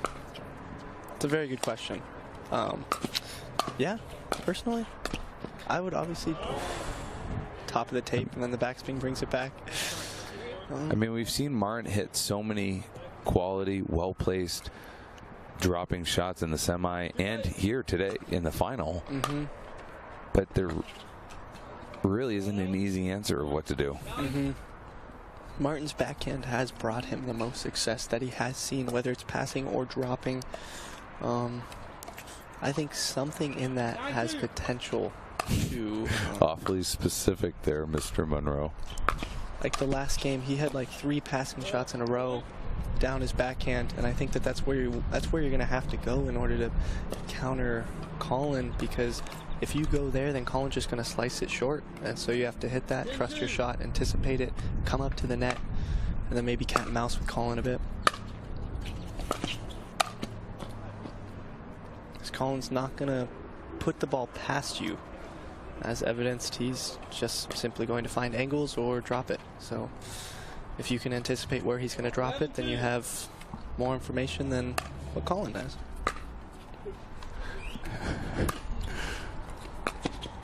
Not sure if that strategy is going to work. Well, a small sample size. As Ben Johns recently said on the podcast, it's a small sample size, so N of 1, but not too many opportunities here left with the 12-2 score and building. Yep. Oh. Great shot. Wow. I'd clip that. Clip it, Martin. Clip it. Yep. We'll send it to you. 312.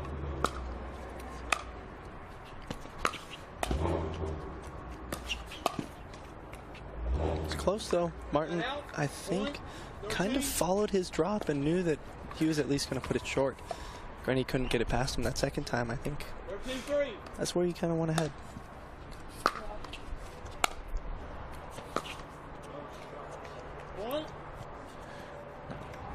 Once again, you do have to get it over the net in order to win the point. 14-3.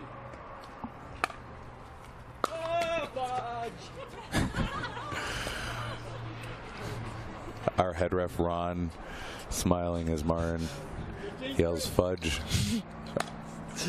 I think we all empathize with him right now.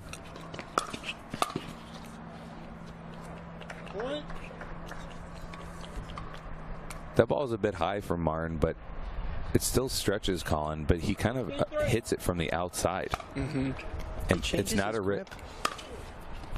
Let's say more in the next point about that.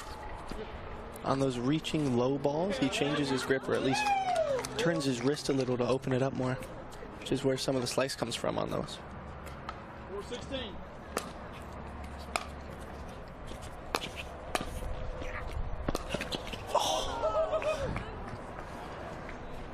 I'm sure he would have had that if that pole was not there. True, we're going to have to send in a facilities request to Lifetime. Yes. For the next year.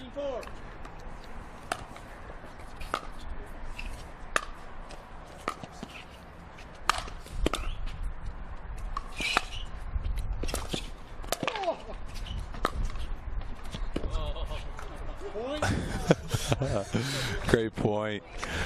This is ridiculously entertaining. Timeout taken. Down 14. Second game into 21. I think it's smart. I think it's smart from Martin.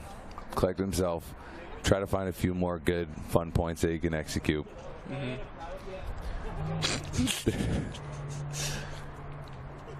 We've watched Colin play quite a bit of pickleball since his real PPA splash.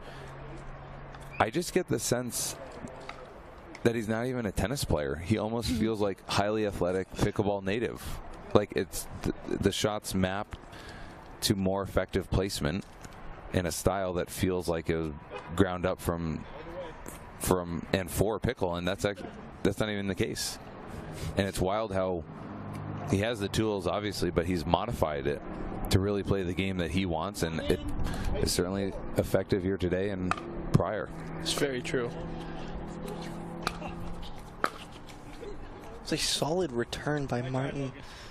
No, I'm kidding. That's just a lot. Okay. Martin looking for some fan support, friend support.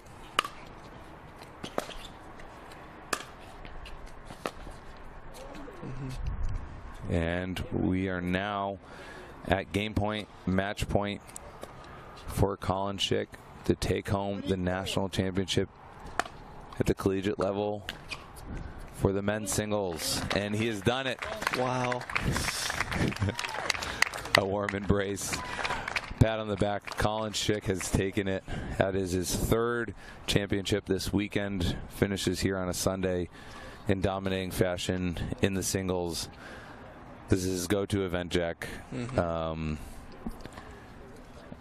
Any stream of consciousness about what we just saw? It was quick, but I think the pro scene should be worried about him. I think that he will make some waves, as well as some of the other players. There were some great shots and great movement. I really enjoyed seeing all of this potential. Django from earlier, a menace in singles, someone to watch. Unfortunately, he was paired against Colin in the semis, but yeah. Anyways, an amazing day here, and we're going to close this out. Thank you for tuning in to the DUPR National College Championships. A lot of universities represented here. A few took home some hardware, but fun and sweat was had by all. Thank you. This was Ryan DeWidgeon. And I'm Jack, Junior Mint Monroe. Thank you. Have a great night.